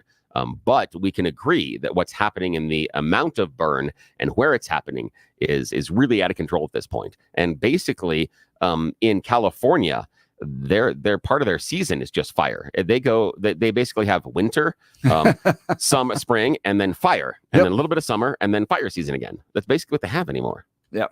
And that's got to be a problem. I'm less convinced that coming and saying things like when you talk about the emissions, I don't think that's persuadable to people on the conservative side of the aisle that feel that climate change doesn't exist. So why would we worry about it? And then again, I think that you could almost get to the point with the conservative side of the aisle that maybe you should just let the fires burn if climate change isn't an issue and the fires are natural and everything else. Maybe we shouldn't worry about it. To a point. But I think what I don't like is federal government mismanagement. Yeah. That results in bigger fires, hotter fires, stuff, and people living near that property, living near that land, not being able to manage the forest well and having to deal with all the consequences. That's how I come at it. And I go, you're out of touch, you're out of tune, you're living in Washington, D.C. Give the people that live here the rights to be able to manage that land better. When it comes to emissions, no, I don't care. Yeah. See, that's interesting. And because that's the part why I think we can't come together on the conversation, because the things that will motivate the left are not the things that will motivate on the right. So the problem is, and I use this a lot, tongue in cheek, and sometimes I mean it legitimately, is that the problem in this conversation is neither side can agree on reality. And they both have their own interpretation of reality. But they have the same goal. Nobody wants these fires. Yeah. So they just got to put those aside. Yeah. I'm not sure they can, though. I'm not sure they can. And that's the issue. Does it offend you when I'm like, I don't care about the emissions? Here's the thing. It doesn't offend me because here's the thing is that's okay for you to make that choice. I strongly, strongly disagree with it because of how the emissions can get trapped in the environment and things that can happen. Right. Do I think we are headed to the doom and gloom that some do? No. But do I think there's a concern based on current temperatures? I mean, the last couple of weeks, we've broken something like over 1,000 heat records across the planet. And that's an unusual trend. So there are some concerns about what's happening.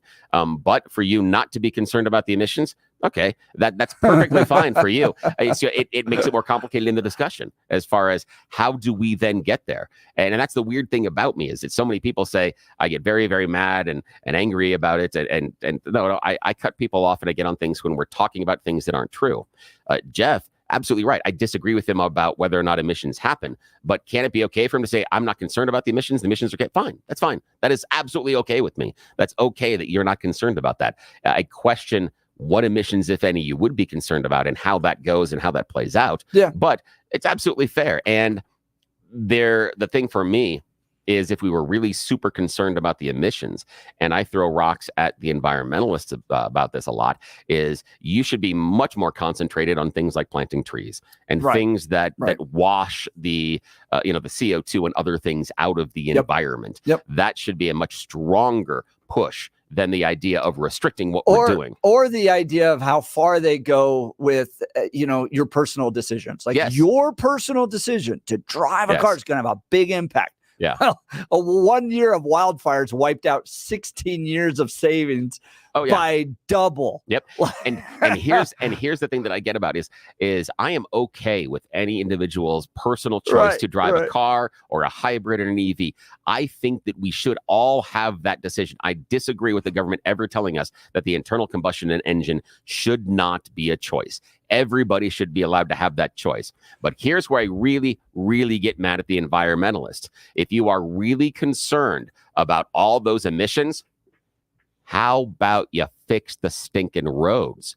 Because I'll tell you what, in the liberal enclave of California, the place where all the bestest liberals go to live freely and without environmental constraints, y'all are in your internal combustion engines on the highway going 5 miles an hour. That's a lot of emissions.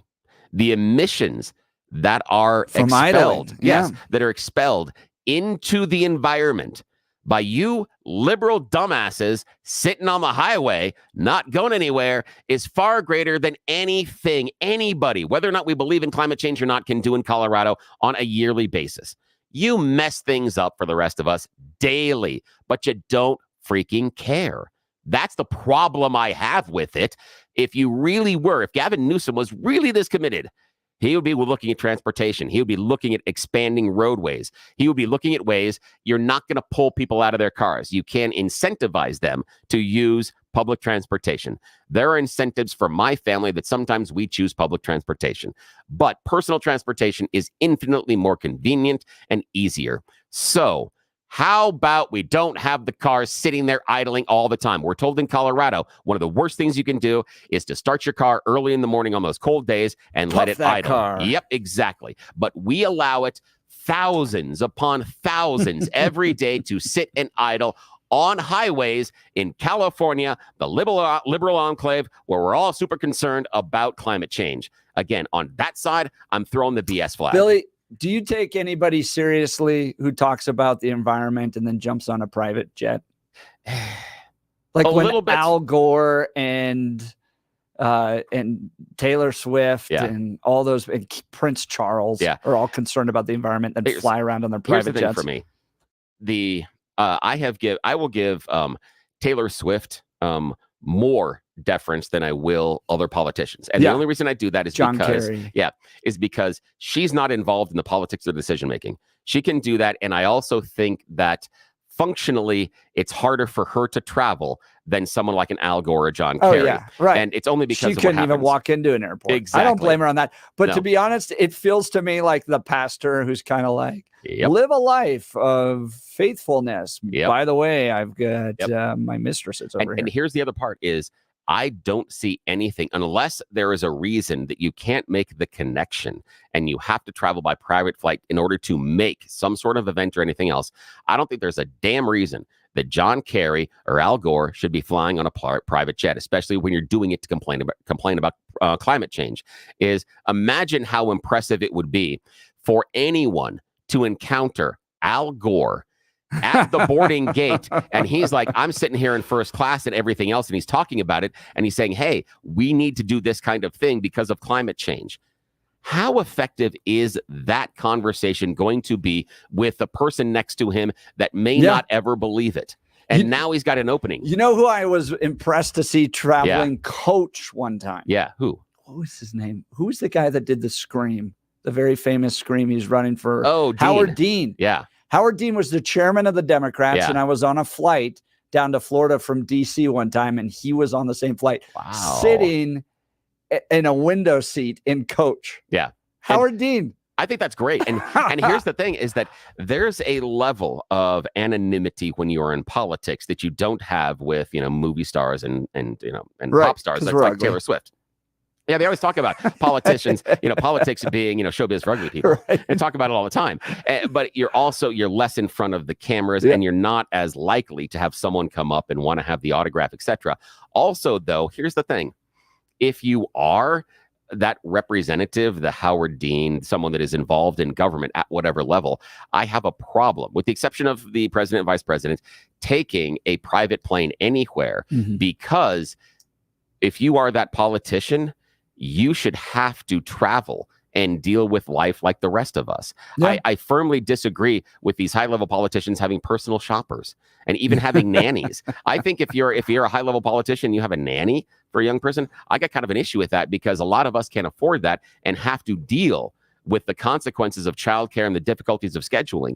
I would prefer to have my lawmaker have to experience life like I am. And how much credibility does it give that lawmaker to see them getting on the same buses, getting in the same lines, and doing the same stuff that you do every day, rather than taking these special perks? Because as soon as you get on that private plane, what happens inside that airport doesn't impact you in the least. Those TSA lines, everything else doesn't matter. You don't understand the pain points of your constituents. So I got a problem there. I would love to hear from our callers. Give us a call, 303-696-1971. Are all these liberal leaders just big old hypocrites? Some in California talking about their the importance of going after the climate change, but driving their fancy cars and their big jets? Or are they right to be advocating for this?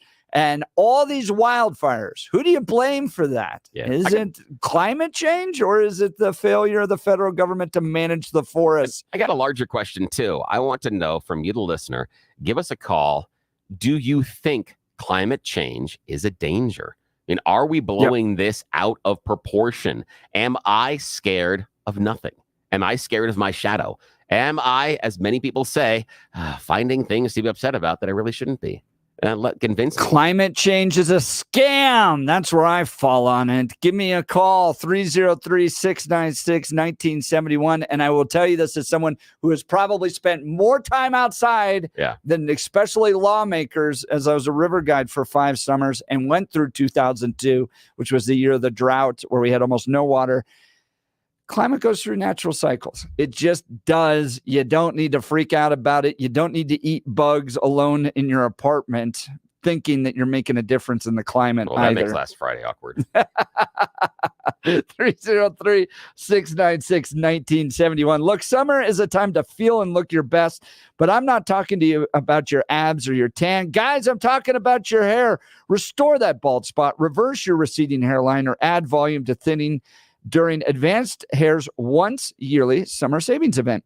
Advanced Hair's simple one-day treatment begins to regrow your own natural hair the very next day, and they guarantee your new hair will grow.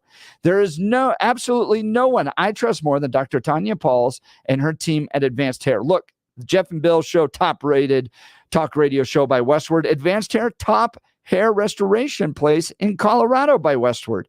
Take advantage of your flexible summer calendar and get the most hair for your dollar. Advanced Hair's summer sales event is on for a limited time, so get the details and schedule your free consultation today. 720-459-HAIR. One-day treatment, life-changing results. With Advanced Hair, your new hair is guaranteed to grow. Check out the incredible before and afters and take advantage of their best offer ever. That's 720-459-HAIR or advancedhair.com. advancedhair.com. All right, we'll get to the calls and texts next. You're listening to the Jeff and Bill Show. News Talk 710 KNUS. At this hour in London, I'm Stuart Smith, and here are the top stories we're following. Families backed by civil liberties groups are trying to block Louisiana's new law that will force public schools to display the 10 Commandments in every classroom. Plaintiffs include a Presbyterian church minister, a Unitarian Universalist minister, and a Jewish father of 2. They allege the new law is a form of religious favoritism, in violation of First Amendment clauses on religious liberty. Proponents say the commandments are an important part of legal history and are not just a religious text. Some believe the case could end up in the Supreme Court in a battle for the separation of church and state. Paris 2024 organisers are still unable to confirm if the river in the centre of the French capital will be safe for athletes competing in the Olympics. The Seine is due to host open water swimming events, but pollution levels remain high. The mayor of Paris promised to take a dip in the river to show it's safe to swim, but she had to postpone that due to high levels of E. coli in the water. The current is also flowing too quickly right now for the triathlon and long-distance swimming to take place as planned. And that's what you need to know at this hour. I'm Stuart Smith in London on Salem News Channel.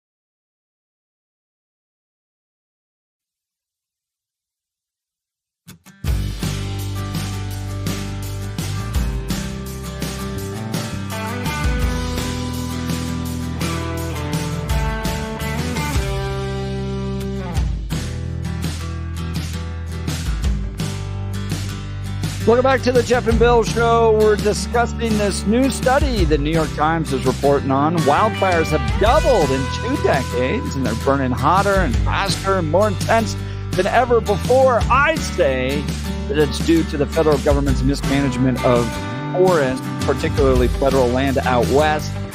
Others say it's climate change. I think climate change is a scam. Tell me where I'm wrong. Let's go to Janet and Casper. Janet, you're on the Bill from News Talk 710 KNUS. Good morning.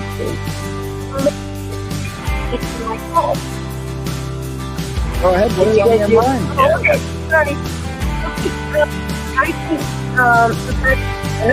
think climate change is difficult, and it's in the Bible. Now, I don't think man-made climate change is difficult.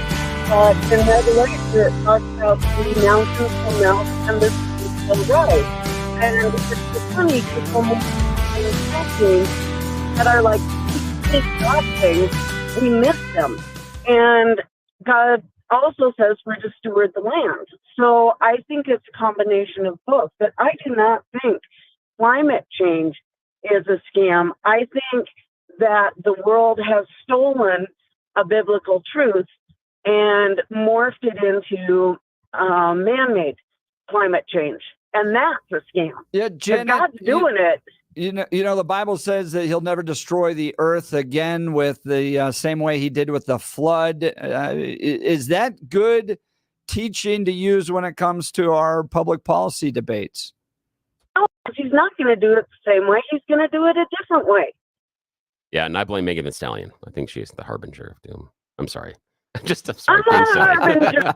I'm not a harbinger. No, it just, sorry. if you read, this world is going to come to an end. This earth is going to come to an end. There's going to be a new Jerusalem. There's going to be a new thing. And so I believe that we need to look at the whole Bible. And then we also need to remember that a lot of things to do with God are a mystery, but we need to keep our eyes open and we need to try to perceive and watch and be ready. And he's not going to do it the same way. There's not going to be a flood. Now, Janet, I got a question for you. Okay. Yeah. Now let's assume that you're right, that this is God's prophecy coming true. Then, if that is true, should we get out of the way?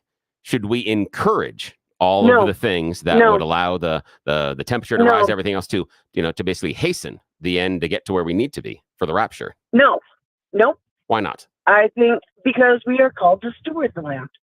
And also there's another scripture somewhere, and I'm going to get it wrong, but it says not to try to hurry things along. And I don't have, this is a great question, and I don't have to back it up, but I do know it says that don't try to hurry these things along. That's a big paraphrase. But no, we shouldn't.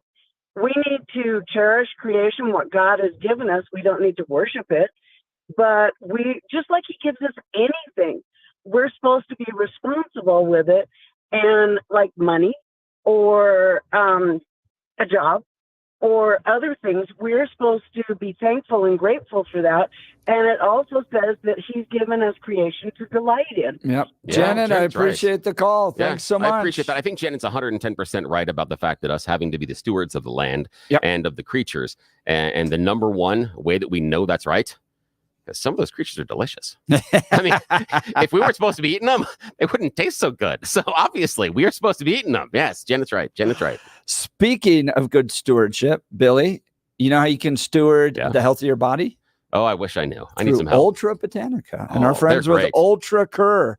We all want a kinder, gentler way to experience wellness and overcome pain. I'm thriving, fighting back my workout soreness and old man soreness with Ultra Cur. Ultra Cur is a patented non-prescription natural capsule that works fast. Surveys show that 50% of the people using Ultra Cur find relief within 48 hours and half of those within just 2 hours. Now, look, there's lots of curcumin products out there on the market. They're going to make you pay to try it, but not Ultra Cur. You can experience Ultra Cur for free. Go to any Denver Metro natural grocers and ask for the health coach or the vitamin manager for your free 3-day trial of UltraCur. UltraCur is fueled by a patented technology giving you the true edge to support your peak wellness, energy, and active lifestyle. Get curious, Denver. Head to the Natural Grocers and grab your free 3-day UltraCur trial with no strings attached. UltraCur giving you unique control over your daily wellness. It's gentle on your stomach, and it's a natural antioxidant. If you're wondering about the research, get the lowdown at getultranow.com. That's getultranow.com. All right, let's go to Jay. Denver, you're on the Jeff and Bill show. Good morning. Morning. Good morning. Great conversations. So I'm at the top of a hill way south, and I can see 100 miles to Pikes Peak. It's clear as a bell today. It didn't used to be that way before catalytic converters. So I'll give the EPA the hand on the catalytic converters, because I'm from LA, and back when I was a kid, there were times in Los Angeles where you could only see like 4 blocks. The smog was so bad. Right. Way back when. So, the whole scam of climate change is about control. It's about control over all of us. And we are the stewards for some reason. I don't think we always live up to the ability to be the steward of the planet, but we are. And the little Kardashian gal, the one with the big deer, she left the Van Nuys Airport, flew into Ontario, which was the first airport I ever flew out of as a kid. So she went 42 miles on a jet because she didn't want to get in a limo and drive from North Hollywood to Ontario, 42 miles. Right. That's stupid. And got caught. And that's just one point. And I don't blame. Look, if she wasn't out there advocating about how important the climate is and how you know CO2 is going to, there's too much out in our atmosphere and everything's going to fall apart. But meanwhile, gets on a jet to fly 10 minutes. That's where you get the hypocrisy, right? Yeah. The hypocrisy. But if she wasn't. Oh, you're right. She wasn't. Yeah, like one of the ideas, Greta Thunberg. Someone that is always out there that is very, very liberal and activist. Yeah, on the climate change. Now, she's way out of bounds in many areas for the average person. But the one thing that she does that I do appreciate is she does, if she can, again, if she can't make the connection, but if she has the time that she can do it, she will travel by the most green ways possible. She went rides to her bike. Actually, bike.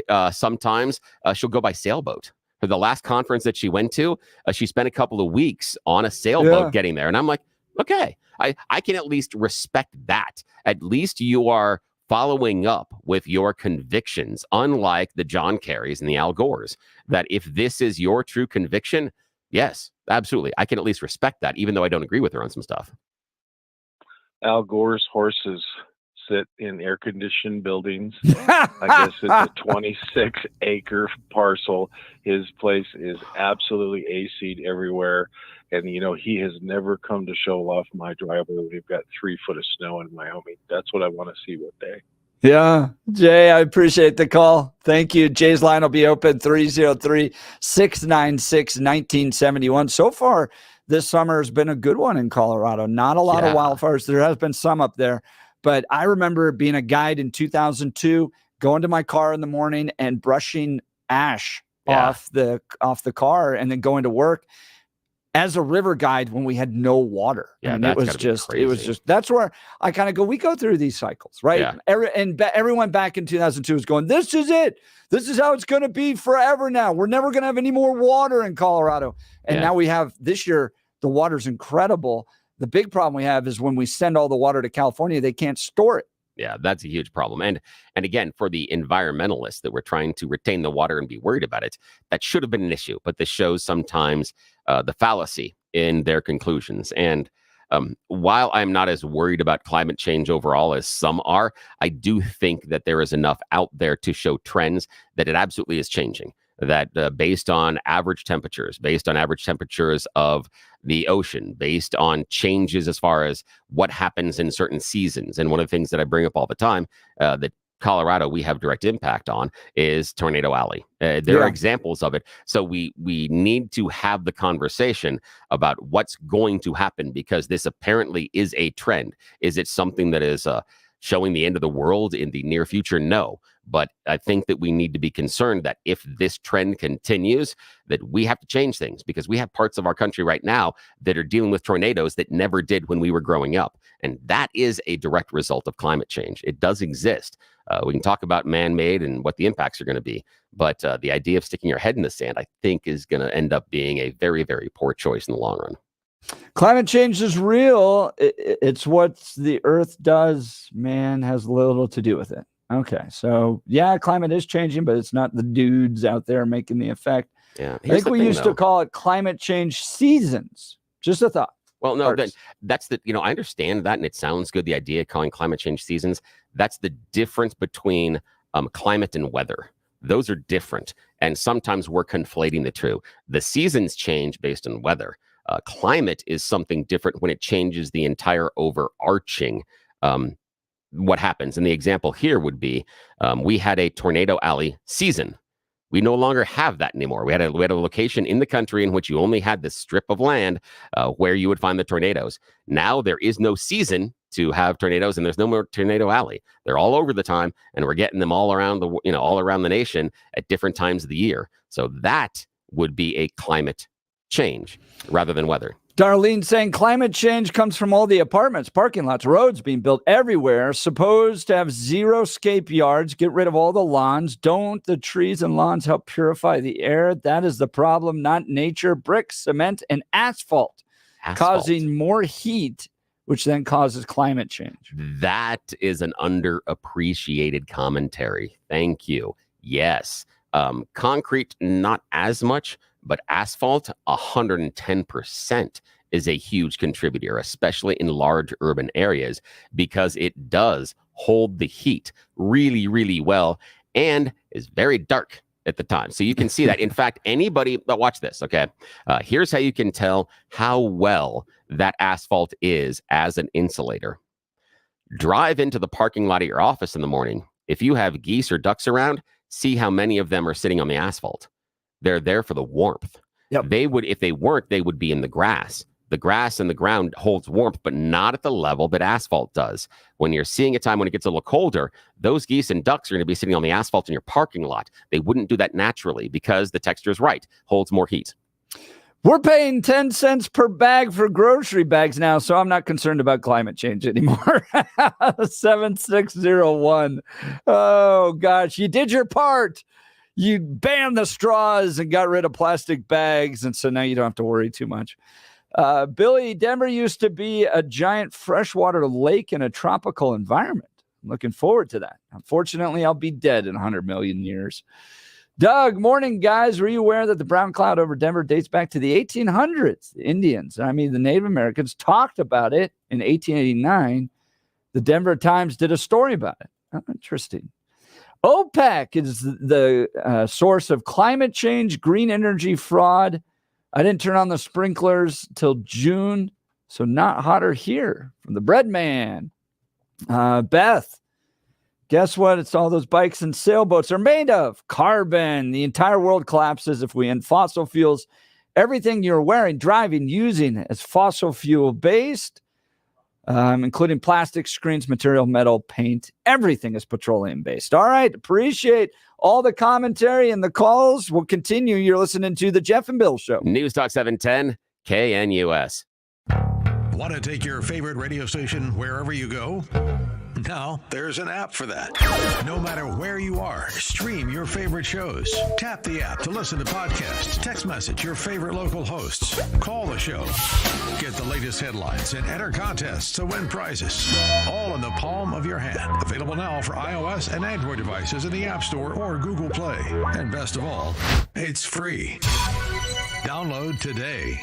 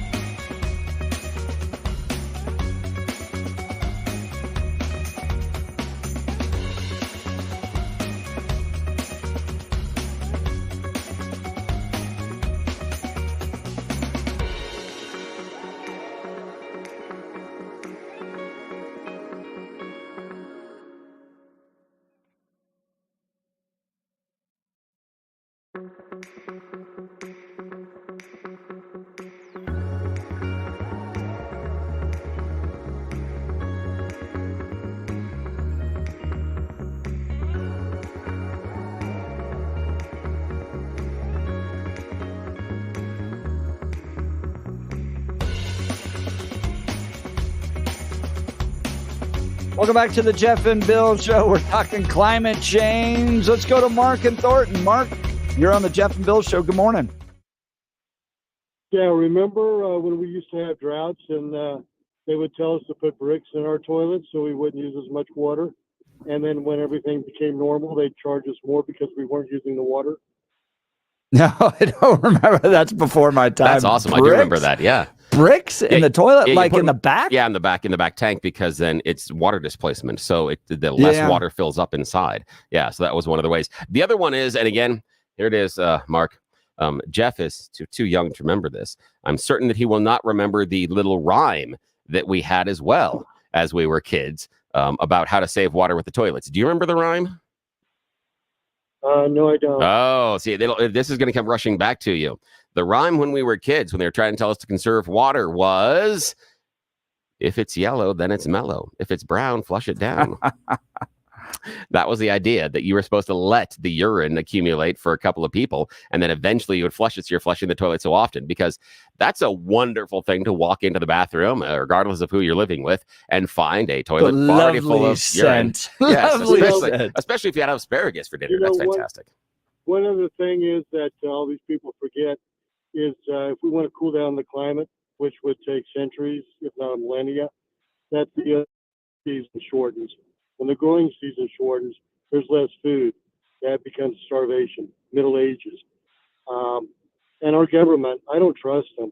Back in the 50s, in the black poor communities in the South, they would infect mosquitoes, and then the mosquitoes would bite the black people, and they were having a bunch of stillbirths, and they didn't know what was causing it.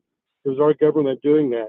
There were Fauci's before there was this Fauci. Yeah, I mean, I understand, Mark. There are times in which we rounded up people inside of the ghettos and forcibly vaccinated them. Everybody talking about, hey, my job was telling me I had to get vaccinated.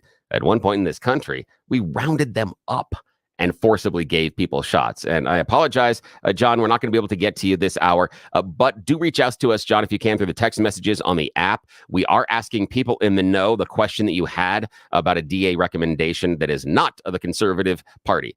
Who in the Democrat side? We reached out to some people. Give us a text and we'll tell you what they say. But sorry we couldn't get to you. All right. When we come back, there's a brewing battle taking place up in Dillon with the church and its access to its amphitheater. You're listening to the Jeff and Bill Show. News Talk 710 KNUS.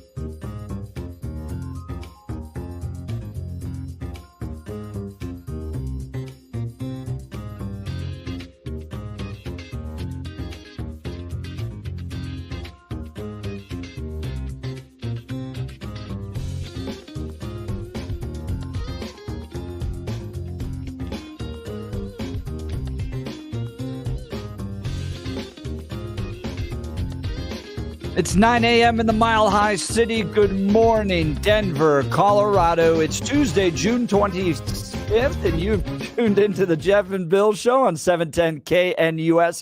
I'm your co-host, Jeff Hunt, along with Bill Thorpe, bringing you the freshest insights and hottest takes from the right, left, center, and crazy. It's a beautiful day in the greatest country in history, and we're gearing up for a whole nother hour of engaging discussions, critical analysis, and most importantly, your calls and texts, because this is where Denver's voice is heard loud and clear. So grab your coffee, Denver, and let's dive into the issues that matter most to you right here, right now. Denver Post headline: Christian privilege in Colorado Mountain Town's amphitheater fuels church and state storm. Access for a religious group has been temporarily halted while Dillon considers its next step. Town leaders' refusal to reconsider a longstanding practice of letting a Christian church use Dillon Amphitheater for Sunday prayers has hurled the town into a national storm over worship in public facilities. We'll get to this and more, including a conversation with one of the attorneys with First Liberty Institute coming up in just a second after the news with Blake Olson. Good morning, Blake. Hey, good morning, Jeff and Billy. 81 and sunny in Denver, expecting highs in the upper 90s today. A beautiful morning right now, preparing for heat up and down the Front Range this afternoon. The 710 5-day forecast coming up. Our top story. Things happen real quick. The wind changes. We're in a valley. And 1 minute the wind can be blowing one direction, and the next minute it changes. And then you don't know what's going to happen. That's how I live my life. That's how I've survived up here. Don Nelson, who lives near Beulah, says she's not taking any chances. Evacuations underway for a wildfire sparked by lightning in Pueblo County. Families in 20 homes were told to pack up and leave, with another 40 homes on standby. We've seen election after election turnout tending to catch up on election day itself. So I wouldn't read too much into the numbers at this point. Voter turnout on this primary day is lower than expected. Colorado Secretary of State Jenna Griswold says while statewide turnout is down, it'll improve. Only 16% of Coloradans have returned a ballot. And she says one of her concerns with turnout is misinformation. Citing the Orange Man's claim that the 2020 election was stolen. TDS. When you have elected leaders continue to lie to Coloradans and the American people, leaders that they should be able to trust in, it has a real effect. Speaking of lying, Nancy Pelosi on Roe v. Wade in San Francisco. You see a drumbeat across America of not only those states, but other states where women are in danger. All of this is a lack of respect for women. All of this is about endangering women. The first presidential debate takes place this Thursday on one of the least trusted networks in the world, CNN. Because they want to get him good and strong, so a little before debate time, he gets a shot in the ass, and that's... They want to strengthen him up.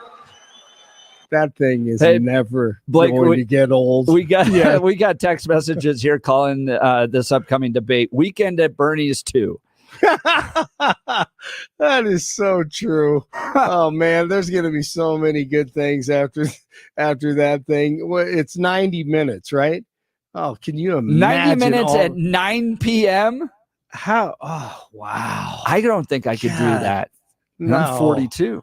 No, I couldn't do it. And, he's 50 years older than I am, or 45, whatever. Judge Judy says the former president has been unfairly treated by DA Alvin Bragg. But I, as a taxpayer in this country, resent using the system for your own personal self-aggrandizement. Now, if you didn't know... And that's what you think the DA did in Manhattan? That's what I think. I mean, if you look, you had to twist yourself into a pretzel to figure out what the crime was. Chris Wallace says, and that's what you think the DA did in Manhattan? Yes. What do you think? We all saw it. WikiLeaks founder Julian Assange has reached a plea deal with the U.S. Justice Department that will see him go free after spending 5 years in a British prison for exposing the government. His wife, Stella, is happy and relieved, but he's not home yet. Things are moving very quickly, and but if everything goes well, Julian will be on a plane on the way to freedom.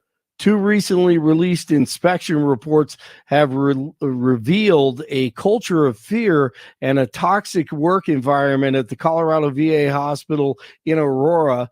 The Office of the Inspector General found widespread frustration at the facility, leading to numerous resignations. The reports indicate that key senior leaders at the hospital should receive additional training, and Congressman Jason Crow is calling for more oversight of the facility. We talked about this earlier in the morning. The Denver City Council has agreed to spend $3 million to upgrade the security cameras at DIA. Denver police say 137 cars have been stolen from the airport's parking lots in just the past 6 months alone. There's Reinhardt on the counter. Sam Reinhardt. I'm sorry. No, Billy, sorry. go ahead, I was going to jump in there. I was going to ask you. No, I'll no, let you yeah. do the sports here in a second. No, that's fine. They're saying they are going to upgrade the cameras at the DIA for this. I'm just hoping that someone explain to me why on our cell phones we have these cameras that can get incredible HD video of anything you're doing, but somehow the technology for the surveillance cameras is stuck in 1987. No, it's Why? amazing, isn't it? Right? How does that happen? Yes, the stuff that we're supposed to be watching with the security cameras, Gray and the worst white and technology. grainy and all that. Yes, yeah. what the hell is happening here? And I'm still perplexed what Jeff talked about earlier. Yeah. I started thinking about, wait a minute, how are all these cars leaving the gates? Are they just smashing through the gates? Yeah, how are we doing this? Well, what key Or or pass how do they have? are they paying to get out? I mean, Yeah, you how got are they paying the to only get way out? to. Yeah. I guess you could do cash in some capacity, but they have pictures of you. Right. Exactly. They have photos. That's what I want to know. Okay, this is what I'm thinking. Think about it this way. Okay, so we are starting the Jeff and Bill Show Crime Syndicate. We're going out to DIA and we're going to start stealing cars. Is the thing that we are telling our gang members, guys, remember to take enough cash you can pay at the toll to get out. Yeah, What? exactly. Yes. Now make sure we're stealing the car, but you got to respect the rules. Do you remember Yeah. the airline pilot, Yeah. the United Airlines Yes. pilot who got Chopped angry it. and grabbed an Yes. axe out of the back of his car and chopped down Yeah, the gate? No, Yeah. no, What the hell's no. going on? I just understand. Yes, we will steal the cars, but breaking out and not paying that parking fee. No, that's silly. We can't possibly go that far. I'm confused. I am don't- so. I don't Yeah, get it out there. I'm so I really sorry. don't. Okay, I'm sorry. Sports time. I apologize. No, actually, that was a nice little break. We had the Zamboni come out and clean the ice and Yes, some good stories. I am the Zamboni of this station. Yes, you are. Yes. Florida trying to end it up against the wall, which would be fitting. 3 seconds to go. The Florida Panthers have won the Stanley Cup. And that is their first Stanley Cup, 2-1 over the Edmonton Oilers last night. The Rockies start a series with the Astros tonight in Houston, 77 in Golden, 79 in Glendale, 81 in Denver. Jeff and Billy continue. It is Primary Tuesday with those millions of people at the polls. Blake Olson, News Talk 710 KNUS. Your 710 5-day forecast across the Denver Metro going to be another hot one with temps in the middle and upper 90s with overnight lows tonight in the lower 60s. Much of the plain should be dry. Scattered showers and thunderstorms, though, will return starting tomorrow and last through the end of the week. Wednesday and Thursday, highs in the lower 90s and lows in the low 60s. Upper 80s to end the work week with temperatures dropping to the mid 80s on Saturday. Some income annuities are paying 25 to 45% more than last year. Get a free retirement review by calling Branch Planning today at 720-651-9800 or find out more at branchplanning.com.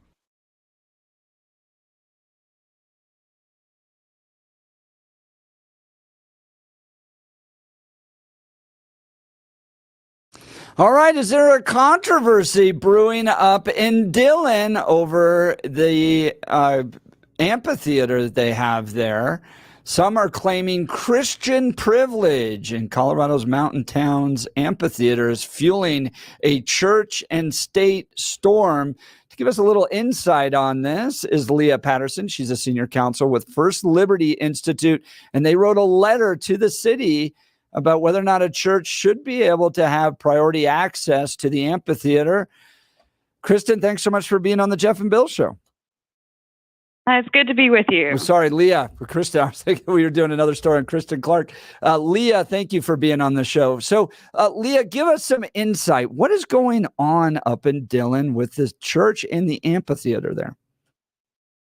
Well, where we kind of got involved was we saw a letter that the Freedom from Religion Foundation sent to the city, basically complaining about this church's, decades long rental of the amphitheater for church services during the summer.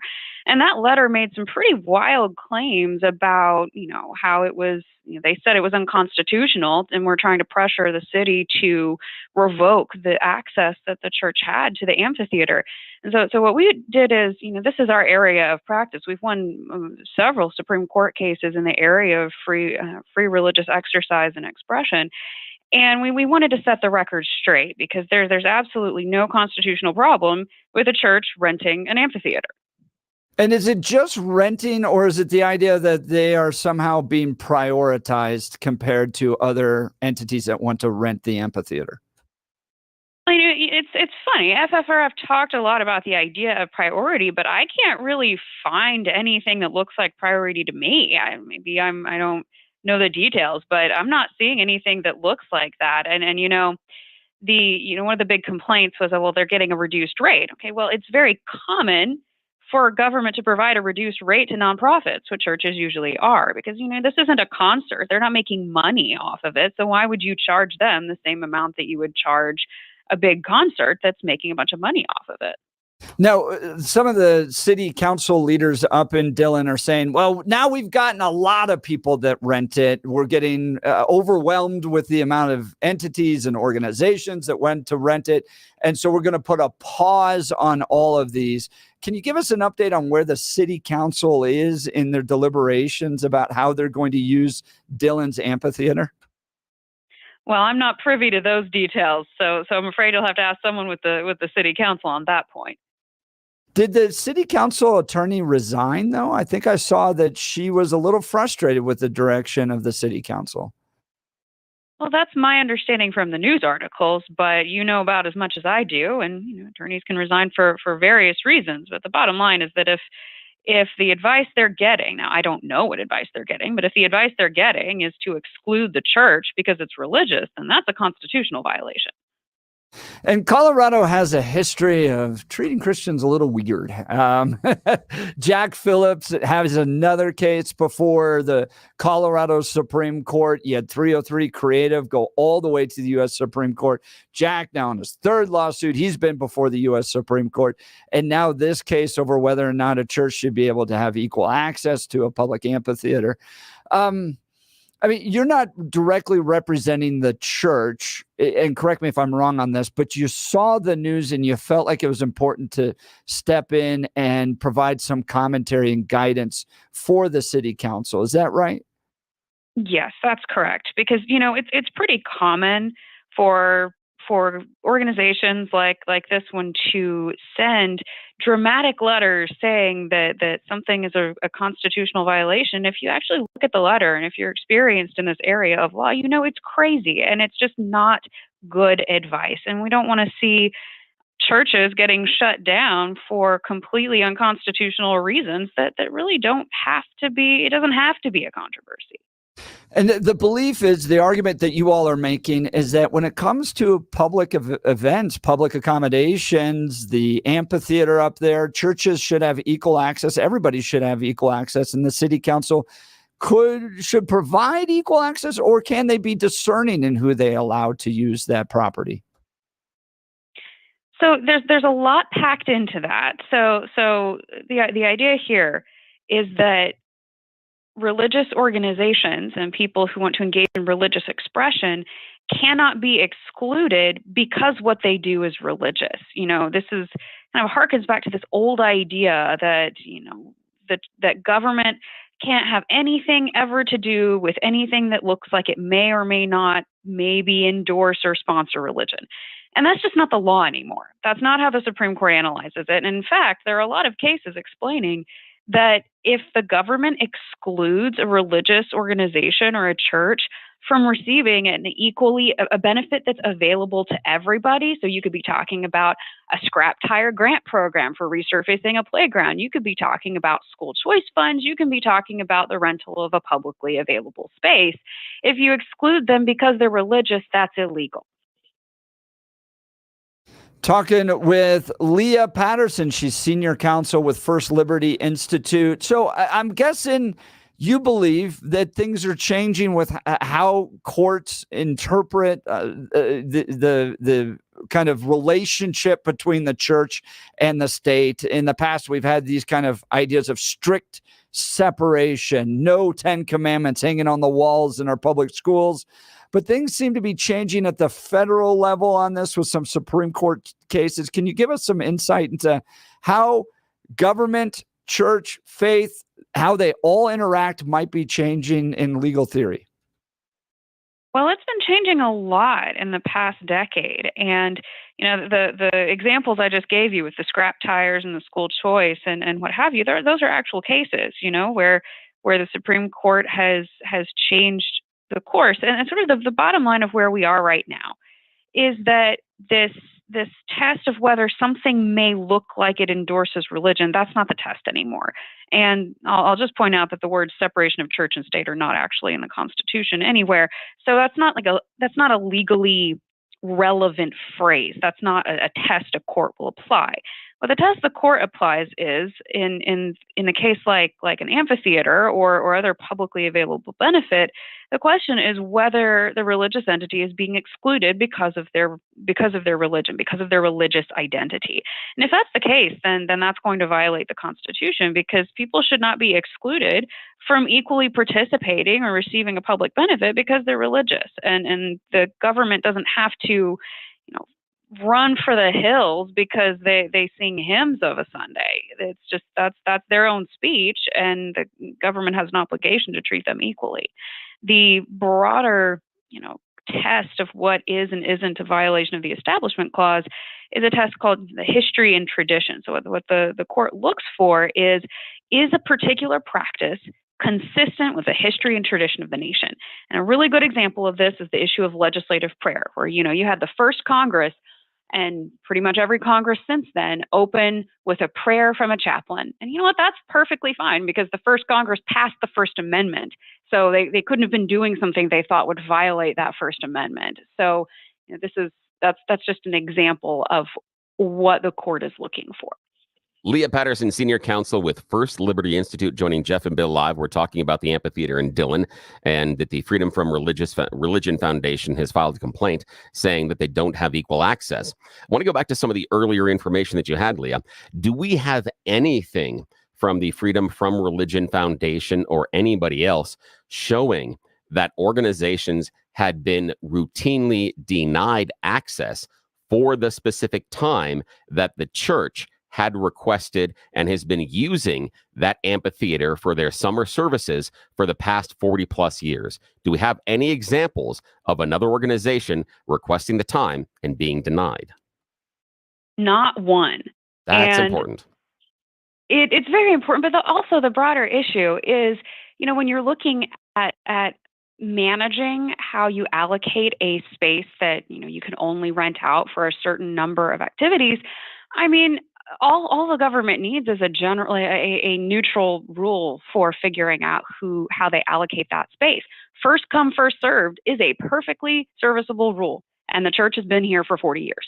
Yeah, and here's the thing is there are going to be people here, Leah. Now, you're not from Denver per se. I don't know how long, even if you're here, but people that have been in Denver long enough will remember the problems we had with the Columbus Day Parade, and it was about permit. Community went down and got the permit for the Columbus Day Parade. Well, one year, a bunch of Native Americans went down and got there first. So they had an anti-Columbus parade that year. And for the next about 5-6 years, it was a race to where it was just like kids in high school camping out before concert tickets are going on sale. You would have members of each organization camping out in front of the city and county building, waiting for the permit day to open up so they could be the first one to rush in. And in fact, on not one but two occasions, there was the race where they opened the front doors and members ran through the city and county building to get to the counter first to see who could get that permit. And where I'm going with this is I disagree with the Freedom from Religion Foundation's premise that other organizations are being denied if we can't show a single instance of that occurring. I'm with you. So far, Dillon has said everybody can have access to this facility. And I would submit that if another church wanted that service at that time on a Sunday, that the other church could hold their service later or earlier. And again, that is absolutely possible. The part that I push back on this is the assumption that other groups have been denied access without any proof. I disagree with us on a core because I don't see the harm. I haven't seen the harm exist. If something's occurring that is preventing another group, okay, we can have the discussion. But so far, to me, the town of Dillon has been doing exactly right, exactly what they should be doing. I completely agree. Like we would know if there really was this massive struggle for the resource. It's just another example of FFRF sticking its nose in where it doesn't belong. Yeah, I would 110% agree with you. And here's the thing is, we may not even agree on this, but I've had conversations with people that want to ban certain drag performances from other public venues here in Colorado because they could be performed in front of kids. And I'm like, as long as there are certain constraints on what is allowed to be performed on the stage, then we're probably okay because of free and fair access. Because if following that performance, a church group wants to come up and have another performance or hold a service, absolutely. Because for me, it is the free and fair access. And I think you're accurately, and I really appreciate the time with us today on the Jeff and Bill Show, Leah Patterson, Senior Counsel with First Liberty Institute, showing the, I would say, wrong-headedness, or in some cases, I would say prejudicial nature of the Freedom from Religion Foundation, because their core argument here is they want nothing affiliated with a religion at that public space. And that is not okay in the United States of America. Our public spaces should accommodate all religions and should be okay with that. And I love the fact that you pointed out, no one's complained about this except for them. No one said they can't do this, and the church is preventing them from holding their event. Only these people that have supposed it may happen sometime in the future. And I totally disagree with it. Completely. And, you know, the whole point of free speech, the whole point of the Constitution is that, you know, we can exist and we have to exist in a world where not everyone agrees with us and we may see something we disagree with. And you know what? That is okay. Yep, that's my daily life here. That's kind of what I do. Leah Patterson, briefly tell us what First Liberty does, and if somebody needs help, how do they contact you? Well, First Liberty is a law firm that we represent our clients pro bono. We're entirely nonprofit and devoted to protecting and restoring religious liberty across the country. And for more information, people can go to our website at firstliberty.org.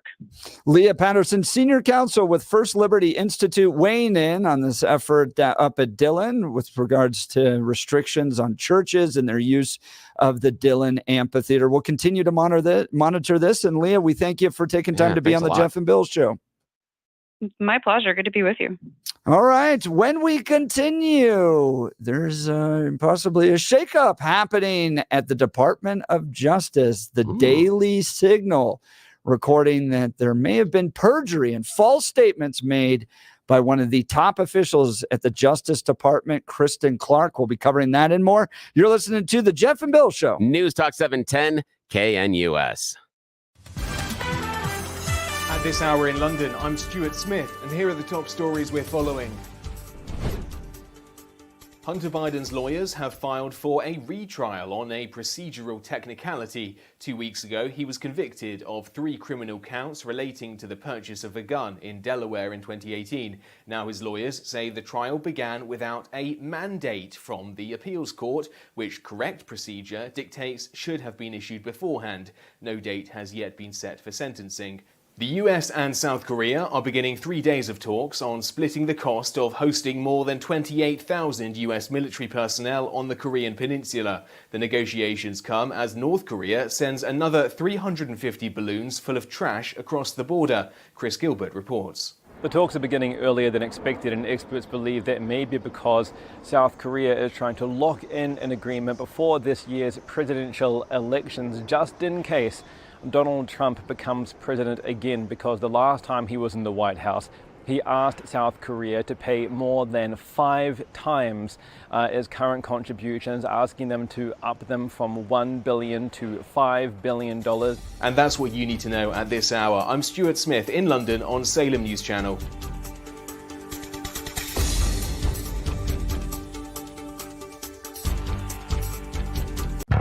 Want to take your favorite radio station wherever you go? Now, there's an app for that. No matter where you are, stream your favorite shows. Tap the app to listen to podcasts, text message your favorite local hosts, call the show, get the latest headlines, and enter contests to win prizes. All in the palm of your hand. Available now for iOS and Android devices in the App Store or Google Play. And best of all, it's free. Download today.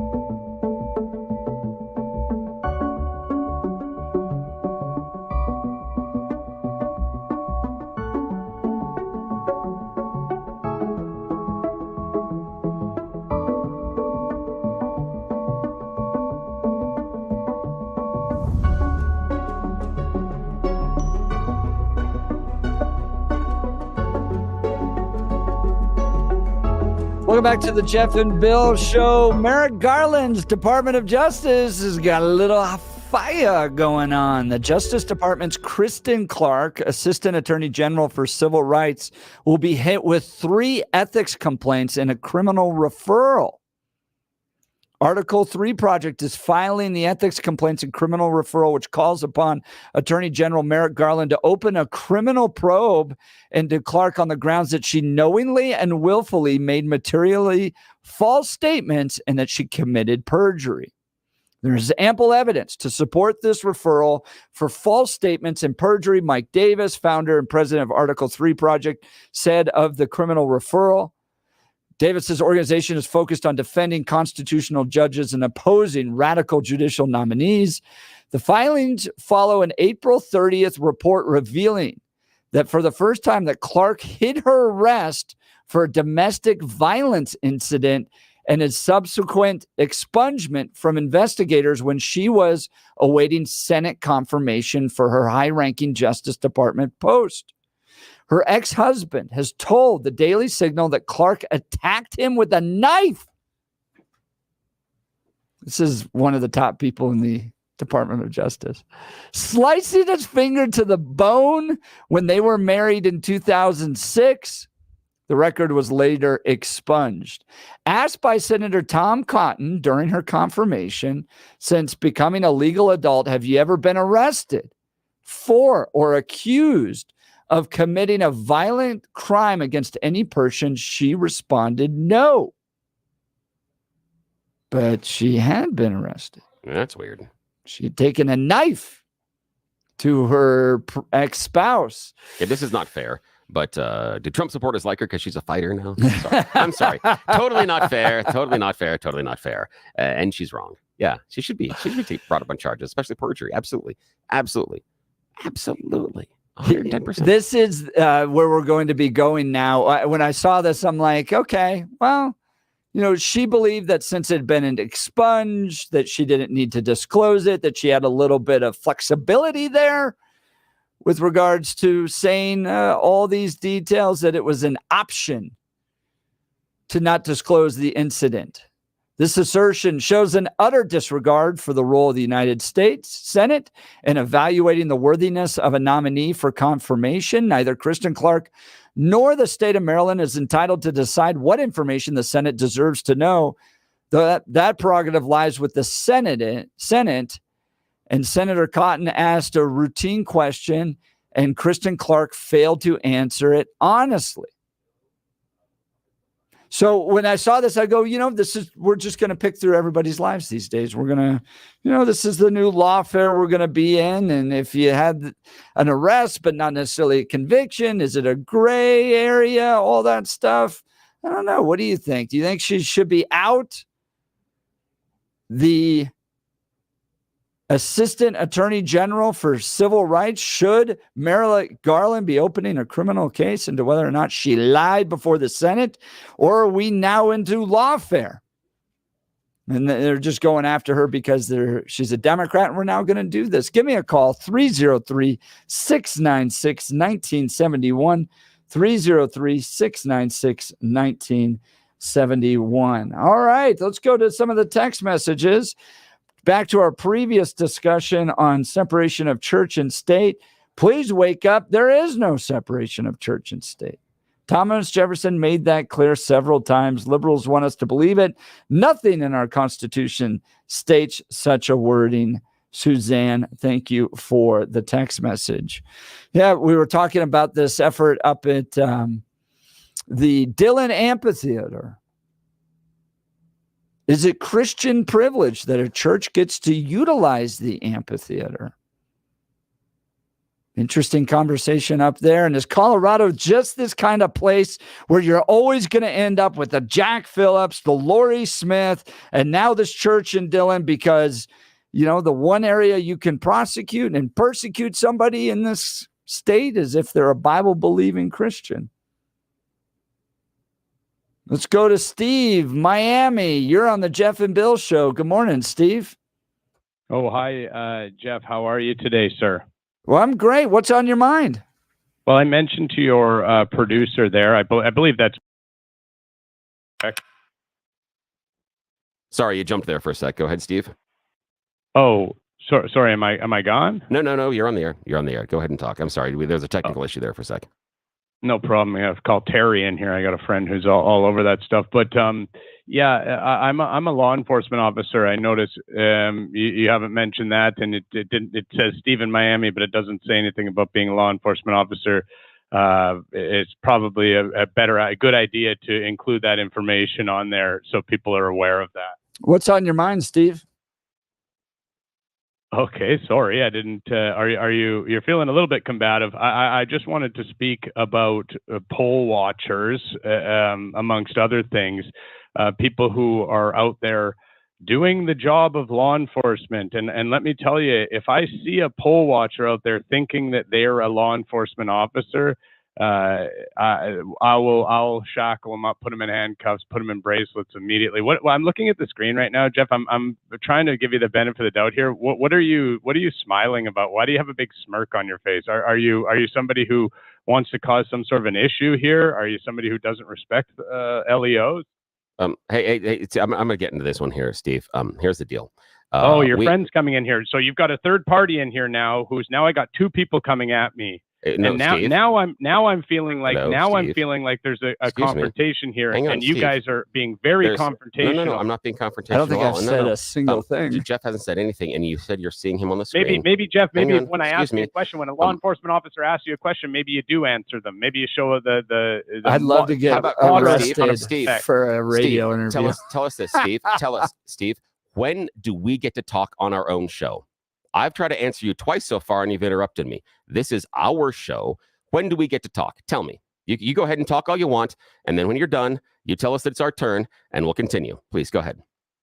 Well, you get to talk when a genuine question. Do you guys have any sort of respect for law enforcement at all? The way you're speaking to me is please answer my question. Cut me off after you say that you're going to let me talk. Cut me off, okay, you liar. Fine. Go right ahead. You dirty liar. Go right ahead, Steve. Go right ahead. Go. Take as much time as you want. If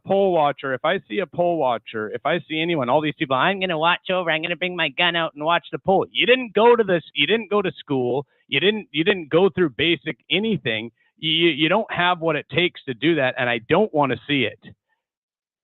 That's Steve, my point. I've got a question. Do you see poll watchers coming out and acting like law enforcement regularly? By being a poll watcher, what do you think you're doing there? You're trying to uphold the law, correct? You're trying to make sure people aren't breaking the law. That's not your job. So you don't like the idea of poll watchers at all?